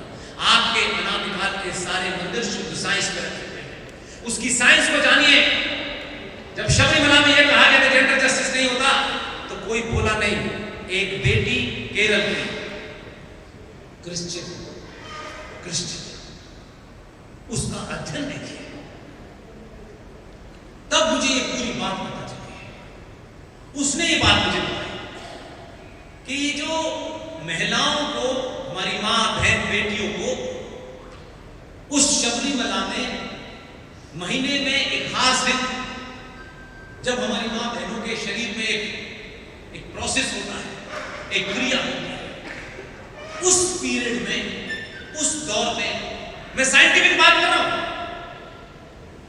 उस जो बॉडी में वो प्रक्रिया होती है, वो जो बॉडी में चेंज होता है, उस वक्त हमारी बहन, हमारी मां, पत्नी, उसके अंदर थोड़ा सा लो हो जाती है, थोड़ा सा डिप्रेशन सा लगता है, थोड़ा उचाट हो जाता है, थोड़े चिड़चिड़ापन होता है। वो साधु जिसने बनाए होंगे, जिन सन्यासियों ने मंदिर बनाए होंगे, ये कोई नहीं जानता। उस शबरीमला के मंदिर में महीने के वो 2 या 3 दिन, जिस समय वो उनके अंदर एक बायोलॉजिकल प्रक्रिया होती है, जिसके कारण मां बहन बेटी हमारी जो है वो थोड़ा सा हल्के से डिप्रेशन में चली जाती है। उस जगह जो मंदिर में पत्थर लगा हुआ है, जिसे हम मूर्ति के रूप में कहते हैं, उसमें जैसे जो रेज निकलती है, उस समय अगर आपकी मां बहन बेटी उसके सामने खड़ी होगी तो उसके डिप्रेशन का लेवल हाई हो जाएगा और वो सुसाइड कर सकती है। इसलिए उस पुजारी ने कहा कि ये दिन नहीं आना है। मूर्ख लोगों ने कहा कि ये जेंडर जस्टिस के खिलाफ, ये जेंडर जस्टिस का मामला नहीं था। उसी ने कहा कि उसी जगह 6 मंदिर बने हुए हैं, ये जो आपके 6 कुंडलियां हैं, उसमें से एक मंदिर में पुरुषों का विशेष समय पे जाना मना है। तब तो किसी ने नहीं कहा कि यहां जेंडर जस्टिस हो रहा है। और हर मंदिर में एक अलग कुंडली को जागृत करने के उस पत्थर से रेस निकलते हैं और उसमें जो मंत्र पढ़े जाते हैं, जिसके कार्य वो कुंडली जागृत हो जाती है। लेकिन ये तो बात होगी नहीं, चला दिया कुछ लोगों को जस्टिस चाहिए था, तो हम इस तरीके की चीजें चलाते हैं। तो मेरा सिर्फ कहना यह था कि अगर नंदलाल भोसले और उनके शागिर्द राम मनोहर सिन्हा साहब न होते तो आज की पीढ़ी के लिए जो मैं कहने के लिए आपके बीच में हूं वो नहीं होता। जिस ज्ञान व्यापी पे मुकदमा चल रहा है, देश के जाने माने वकील, युवा साथी विष्णु शंकर जैन जो लड़ रहे हैं, पता है क्या है उसमें? उसके सामने जो नंदी बैठा है, 82 फीट की दूरी पे सामने नंदी बैठा है, और जिसे वो बता रहे थे फव्वारा, कमाल है। 1400 साल में जो लोग अपने साइज का पजामा नहीं बना पाए, वो कह रहे हैं फव्वारा बनाया है। और हम कह रहे थे कितना फव्वारा है, जरा वहां बताएं रेगिस्तान में कितने फव्वारे हैं। आप तो गलत नहीं चलाते। ये मुगलई बिरयानी है, जहां से आए थे वहां धोने के लिए पानी नहीं था, चावल पैदा हुआ तो मुगलई बिरयानी खा रहे हैं आप। ऐसा करें थे हर आदमी मुगलई बिरयानी। कहां से आए थे मुगलिए? यहां ताजमहल बनाया, वाह वाह वाह, वहां झोपड़ा नहीं मिला। 1400 साल के बाद भी अमेरिका बना के आ रहा है मस्जिद उनकी, लेकिन नरेटिव कौन चला रहे? उस जगह जो नंदी बैठा हुआ है, ज्ञान वापी मंदिर के सामने, जो ज्ञान के भंडार के सामने नंदी बैठा हुआ है, मेरे पूर्वज डॉक्टर राजेंद्र प्रसाद और B.R. अम्बेडकर ने भारत के संविधान के पहले पन्ने पर जहां इंडिया दैट इज भारत लिखा है, वहीं पर वो नंदी की तस्वीर बनी हुई है।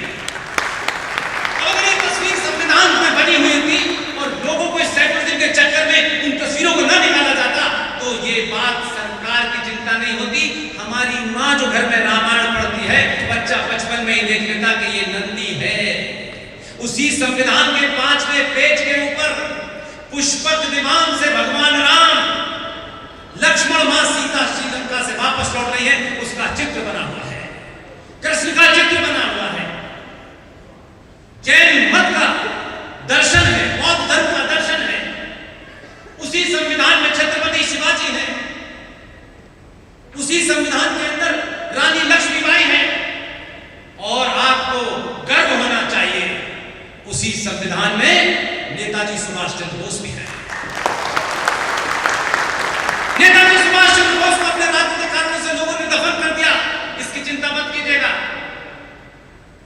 ये दुनिया का सबसे बड़ा सत्य है, जितना सच को गहरा दबाओगे, सच की एक प्रवृत्ति होती है, सच निकलता जरूर है और इतनी ताकत से निकलता है कि पूरी दुनिया देख लेती है। सन 1945 में नेताजी सुभाष चंद्र बोस के बारे में कहा गया कि वो एक प्लेन क्रैश में मारे गए, क्योंकि नेताजी सुभाष चंद्र बोस थे जिन्होंने 21 अक्टूबर 1943 को ब्रिटिश साम्राज्य को चुनौती देते हुए भारत की आजादी की घोषणा की और विश्व के 9 देशों ने उस आजादी को मान्यता दी। लेकिन हमारे समाज ने बहादुरों की चर्चा बड़ी देर में करना शुरू किया है। जो आदमी 1946 में अपनी पार्टी के अध्यक्ष पद के लिए उम्मीदवार नहीं बन सका, सब कुछ रिकॉर्ड पे है। 1946 में मौलाना अबुल कलाम आजाद, जो 1888 में मक्का में पैदा हुए थे और आप ही के बंगाल में आए थे, सोचिए कि आप नेताजी सुभाष चंद्र बोस, उन्होंने आजादी दिलाई, उसको तो छोड़ दो, ये सब बेकार है। लेकिन एक साहब जो लंबे समय तक रहे, वो खुद उनकी पार्टी के अध्यक्ष पद के लिए कैंडिडेट मांगे गए। कांग्रेस पार्टी में आपसे ज्यादा राष्ट्रवादी थे। इतिहास की किताबों में नहीं मिलने वाला ये दस्तावेजों से निकाला है, उसमें लिखा हुआ है कि उन कांग्रेसियों ने सरदार पटेल को अपना कैंडिडेट बनाया, फूल वाले चचा को कैंडिडेट तक नहीं बनाया। लेकिन हमारे पिताजी वो नाराज हो गए। उनका ये बयान दर्ज है कि मेरी पहली पसंद नेहरू है। तब उनके दबाव में कांग्रेस पार्टी ने उन्हें अपना उम्मीदवार बनाया और फिर वो कांग्रेसी उससे बड़े महान है। सॉरी, इसको आज वाले कांग्रेसियों से कंफ्यूज मत कर दीजिएगा। आज वाला तो इतना जबरदस्त है, आलू से सोना बना रहा है,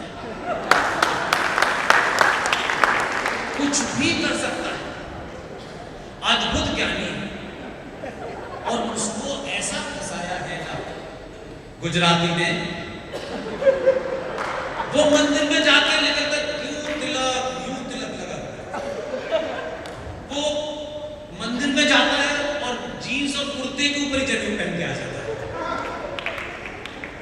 ऐसा पागल किया है उसने, तो उसकी ये समझ में नहीं आ रहा कहां जाऊं, कभी दाढ़ी बढ़ाता है, कभी कटाता है, और उसमें उसकी बेचारी की कोई दोष नहीं, उस पर तरस खाया, क्योंकि उसके खानदान को ऐसा वरदान मिला है कि जो भी उस खानदान से निकलेगा, इतिहास में कुछ चीजों को छुपा देने से कुछ लोग कैसे महान हो जाते हैं। भारत की सरकार ने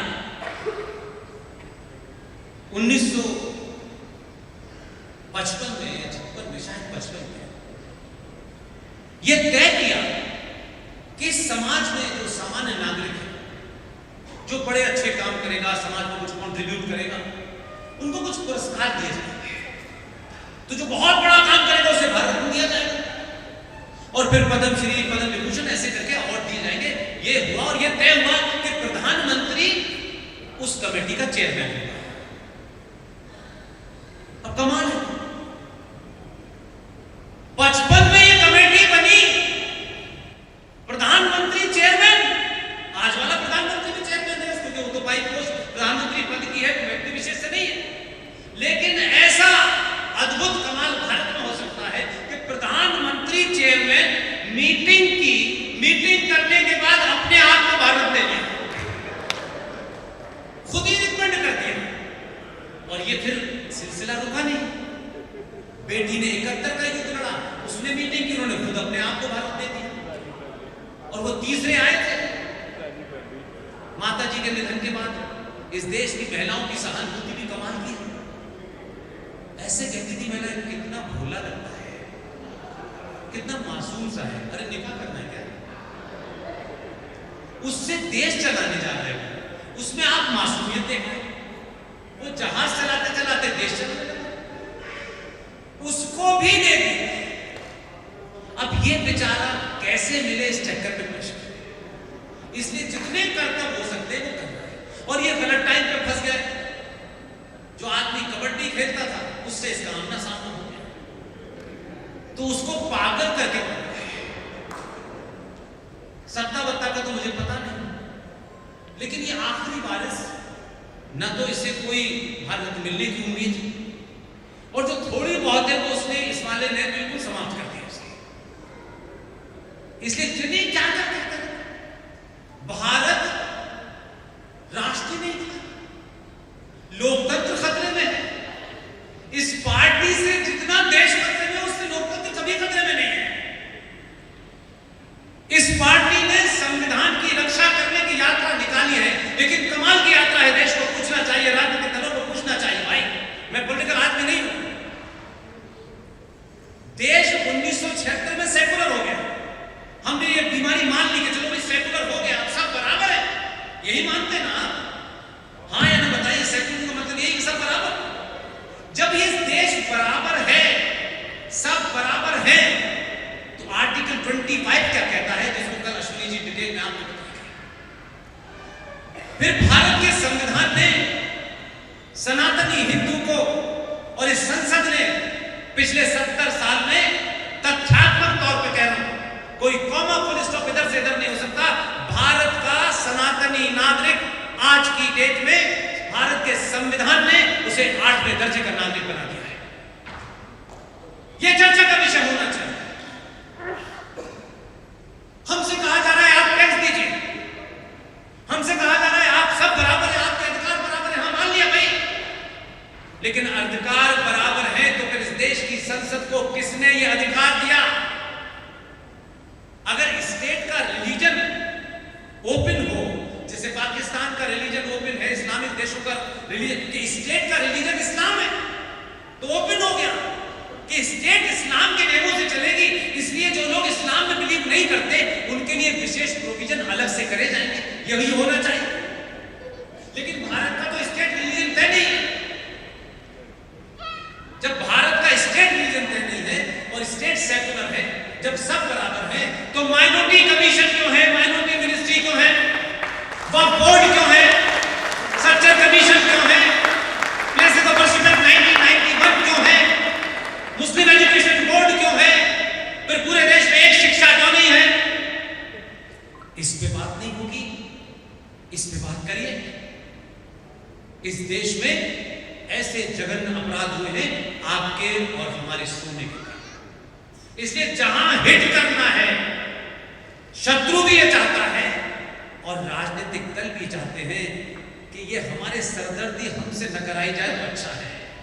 लेकिन एक जागृत समाज, जागरूक समाज, चिंतनीय समाज हमेशा ऐसे मुद्दों को उठाए जिससे 1000 साल तक भारत राष्ट्र सुरक्षित रहे। सरकार में कौन बैठेगा, कौन नहीं बैठेगा, ये आपको 5 साल में एक दिन फैसला करना है, और एक दिन में 1 घंटा और 1 घंटे में 1 मिनट पूरे जीवन में 5 साल में देना होता है। आप उस 5 साल के 1 मिनट आपके मन में ये चिंतन नहीं आता कि मैं ये जो वोट डाल रहा हूं, ये किसको डाल रहा हूं और क्यों डाल रहा हूं? क्यों आपके मन में नहीं आता? क्यों आपके मन में ये आता है, अच्छा ये नौकरी देंगे, अच्छा ये टमाटर का भाव कम कर देंगे, ये हमको फ्री देंगे। 5 साल में एक दिन में 1 घंटा, 1 घंटे में 1 मिनट की मैं आपसे गुजारिश करूं। मैंने आपको साफ साफ कहा, मेरा किसी पॉलिटिकल पार्टी से कोई अफिलिएशन नहीं है, लेकिन मैं ये मानता हूं कि कभी कभी इस तरीके के राइटर लगा करके अगर किसी को सच से सच कहने में कोई ये मानता है कि ये फला के हैं, तो फिर ये दामन पे अच्छा है, क्योंकि इसमें मेरा कोई स्वार्थ नहीं। इसलिए वक्त की मांग है, आपको ये मिला, वो मिला, ये नहीं मिला, फला मिला, मैं जब कुछ नहीं चाहिए। I am not interested. हमने 700 साल के बाद एक ऐसे राजा को गद्दी पे बिठाया है जो देश चला रहा है और राष्ट्र की मान्यताओं और परंपराओं को लगातार अपनी ताकत से, बाहर उसे इसकी चिंता नहीं है कि लोग मेरे बारे में क्या कहेंगे, जिनको जो कहना है कहें,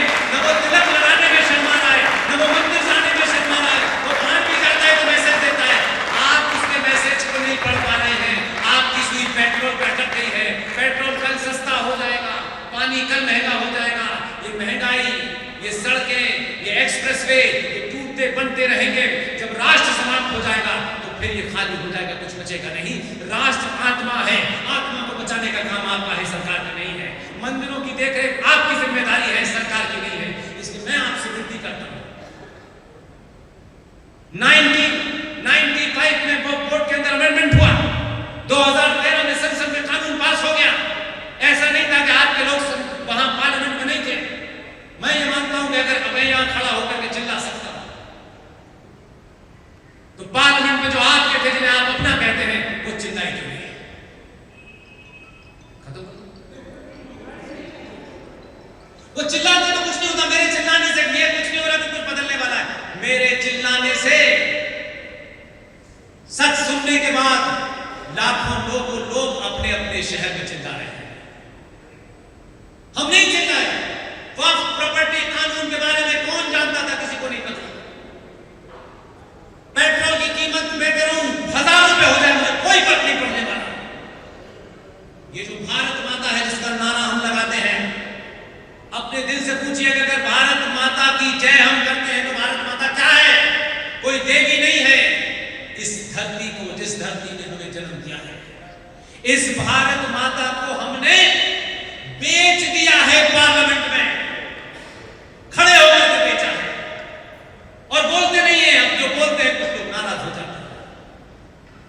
जिस दिन भी मुझे लगेगा कि राष्ट्र नाराज हो गया, उस दिन बंद कर दूंगा। किसी पार्टी के कारण मुझे कोई फर्क नहीं पड़ने वाला। हम देखते रहे, अपने लोगों को जाके घर घर नहीं बताया कि देखो ये कानून बना है, कानून इंप्लीमेंट हो गया है। और इन 70 सालों में 2013 के बाद बता रहा हूं, संसद में कानून पास हो गया। 90% लोगों को पता नहीं है। और आज सोशल मीडिया है, इंफॉर्मेशन का दौर है। मैं जहां से जो बात कहूं उसमें कोई डेट टाइम तो हो सकता है, कहीं 19-20 हो सकता है, लेकिन समग्रता में वो पूरा विषय आप चेक कर सकते हैं। भारत भूमि को पार्लियामेंट में हमारे नेताओं ने बेच दिया और हमको नहीं बता रहे। अब मुझे बताइए, आप कुर्सी, मेज, मकान, कार की चिंता करेंगे या जमीन की चिंता करेंगे जिसपे आपका वजूद है, अस्तित्व है, एग्जिस्टेंस है?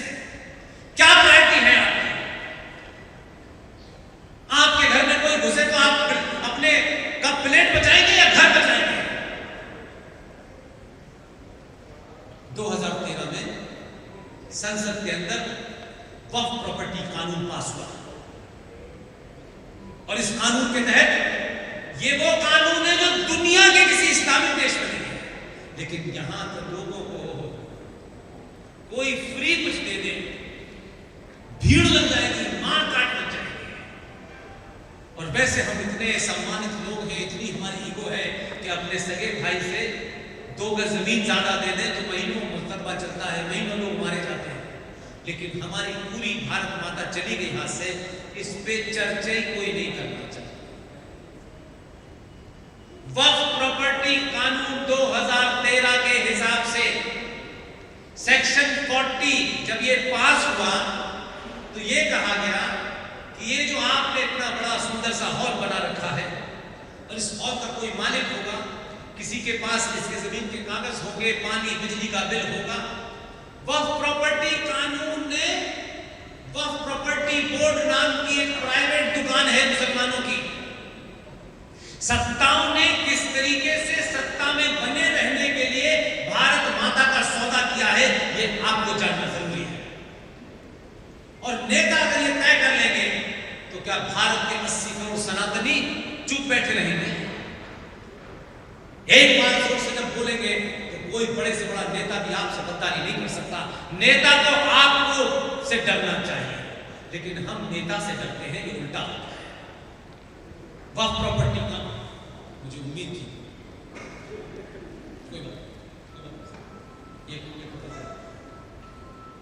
वक्फ प्रॉपर्टी कानून का सेक्शन 40 ये कहता है कि ये जो बिल्डिंग है वो प्राइवेट बॉडी के 2 लोग, उनको ख्वाब में अल्लाह मियां आए और ये कहे कि ये हॉल तो वक्फ की जमीन बनी हुई है, तो आप मेरे शब्दों में ध्यान दीजिएगा। Section 40 of the Waqf property act 2013 pass the parliament. Section 40 ये कहता है कि प्राइवेट बॉडी जो है वक्फ बोर्ड की, उसमें दो भाईजान इस एरिया के एसएचओ के पास एक कागज देंगे लिख कि ये जो हॉल है, इस हॉल का ये जो बना हुआ है, ये वक्त की जमीन पे बना हुआ है, संसद में बना कानून है, किसी पार्टी का ऑफिस में नहीं है। आपके लोग भी थे 2013 में 123, कहीं शोर सुना उनका आपने? नहीं सुना। सेक्शन 40 ये कहता है कि वक्फ बोर्ड के दो लोग इस थाने में आएंगे, कहेंगे साहब ये जो बिल्डिंग बनी हुई है ये वक्फ बोर्ड पे बनी हुई है। कानूनन सेक्शन 40 का तीसरा ब्रैकेट कहता है कि उनको इसके कागज नहीं दिखाने, वो कहें ये कि ये जमीन जो है वक्फ बोर्ड के, लेकिन कागज नहीं दिखाने। उनका कहना भर ही ये होगा कि वो पुलिस वाला यहाँ आएगा, आपसे पूछेगा, जो भी यहाँ बैठा होगा कि भाई ये कौन है यहाँ का इंचार्ज के साथ, वहाँ जो अग्रवाल साहब है, तो वो कुछ नहीं कहेगा। ये कहेगा कि ये जो बिल्डिंग है ये वक्फ बोर्ड की जमीन पे बनी हुई है, इसे तत्काल प्रभाव से आप खाली करिए। तो जो मालिक होगा वो सडनली पहले शॉक में आएगा कि कागज खरीदार दुनिया जमाने की बात करेगा। वो कहेगा कि 24 घंटे में अगर आपने ये बिल्डिंग खाली नहीं की तो उस पुलिस वाले के पास ये अधिकार है कि वो आपको घुसपैठिया इनक्रोचर घोषित करेगा और बलपूर्वक आपको धक्के मार के इस बिल्डिंग से बाहर कर देगा।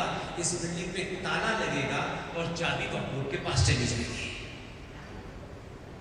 अब आप कहेंगे, आप अच्छे पढ़े लिखे सभ्य नागरिक हैं, तो आप कहेंगे कि भाई कोर्ट जाएंगे। भारत की संसद ने आपको हाई कोर्ट और सुप्रीम कोर्ट जाने की इजाजत नहीं दी। उस लॉ के हिसाब से वक्फ बोर्ड का ट्राइब्यूनल होगा, ट्राइब्यूनल में लोकल एमएलए मुतवल्ली होगा, एमपी होगा, पांचों मुसलमान होंगे और उस ट्राइब्यूनल के सामने आप शाम को, जिन्होंने सुबह आपको अपने घर से बेदखल किया है, आप शाम को उनसे कहेंगे कि ये जमीन हमारी है, आप उसे हमें वापस दे दीजिए, मेरे पास ये कागज है। उसको ये अधिकार है कि वो कागज फाड़ के फेंक दे और भारत भूमि का बंटवारा बता दे। ये मैं नहीं कह रहा, आंध्र प्रदेश का जज कहता है। इसलिए वो सुनिए, आप वो नहीं सुन रहे हैं, आप वो सुनते हैं जो आपको अच्छा लगता है, वो सुनिए जो आपको अच्छा नहीं लगता, तब सच समझ में आएगा। मुझे अच्छी लगी हुई बातें पर कोई फर्क नहीं पड़ता है, मुझे हमेशा कड़वी बातें सुनाई देती है। हाई कोर्ट के जज ने इस केस की स्टडी करने के लिए अनऑफिशियली इसकी जानकारी दी। भारत की जो टोटल लैंड एरिया है, total land area of Bharat, उस पे सबसे बड़ा कब्जा रेलवे का है। दूसरे नंबर पर यह जमीन डिफेंस के पास है। तीसरे नंबर पर यह जमीन वक्फ बोर्ड के पास है।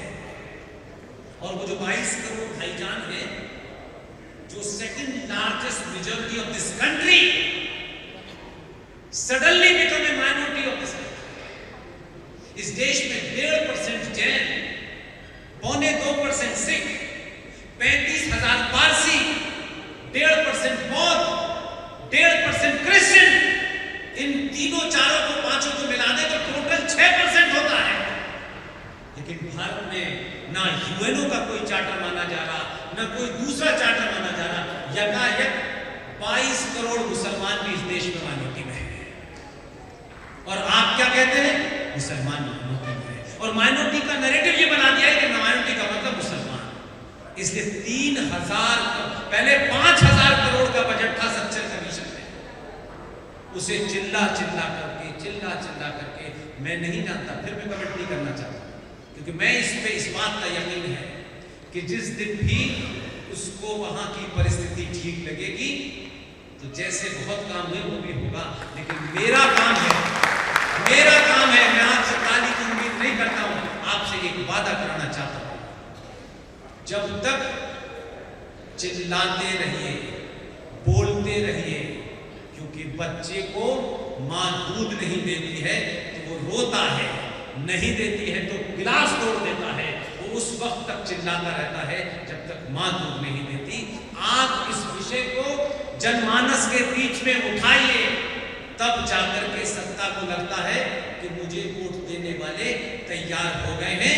इसलिए जो 22 जनवरी को हुआ उसके पीछे की गति समझाना चाहता हूं। इत्तेफाक से वो भी बंगाली है और आपके बंगाली है।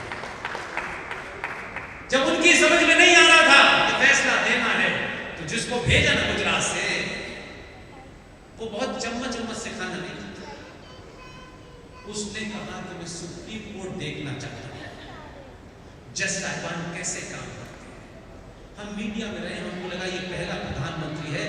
कोर्ट जाते जाते थक गया है, तब भी इसको कोर्ट में क्या देखना है, कुछ खेल होने वाला है। वहां गए आपके बेचारे ज्ञानी आदमी, पढ़े लिखे आदमी, वो चीफ जस्टिस, वो घुमा रहे थे आपके आदमी को। न उनकी ये समझ में आ रहा था कि इस कोर्ट क्यों देखने आए। उसने एक फाइल देखी। फाइल देखने के बाद वो जो बेचारे बंगाली बाबू थे, उन्होंने कागज पे लिखा, पढ़ लिया, और फिर उसके बाद फिर फाइल नहीं देखा और कहा कि मैंने सुप्रीम कोर्ट देख लिया। और बाहर आने के बाद में बोले मैं 40 दिन में फैसला दूंगा। बाद में पता चला सत्ताएं जब चलानी होती हैं तो कॉमा फुल स्टॉप से नहीं होता है। दामाद बंद है, हाई कोर्ट में करप्शन में फंसे हुए थे। उन्होंने कहा कर लेना जो करना चाहिए, फैसला दे दिया उन्होंने। सत्ताएं हर दौर में ऐसी चली है, कोई नई बात नहीं है। हमारे आदमी ने अगर राष्ट्र के लिए अगर ये किया तो ये पाप नहीं, ये पुण्य का काम है, इसलिए इसको चिंता नहीं करनी चाहिए। और फिर उसके बाद आदमी अपनी कमजोरी के कारण कहीं मुंह न खोले, शाम को ही राज्यसभा में नॉमिनेट हो गए। अब 6 साल वैसे नहीं बोलेंगे। राजसत्ताओं को सत्ता चलाने दीजिए। बहुत समय के बाद राजसत्ता को चलाने वाले को पता है कब क्या करना है, किस तरह करना है, 370 कैसे हटनी है, कब हटनी है। उससे महबूबा से थोड़े नैन लड़ाने पड़े, लेकिन फिर महबूबा को तलाक दे के निपटा दिया उसने। इसलिए आप सामान्य नागरिक के तौर पर सवाल मत पूछिए। समय की मांग है 5 साल में एक दिन का 1 घंटा और 1 मिनट जब वोट देने जाए तो ठाकुर बनिया ब्राह्मण मेरा तेरा होकर मत दीजिएगा। वोट डालते बस सिर्फ सोचिएगा कि मैं सनातन को वोट दे रहा हूं क्योंकि यही अमर है, यही अरज है। बहुत बहुत धन्यवाद। Thank you very much.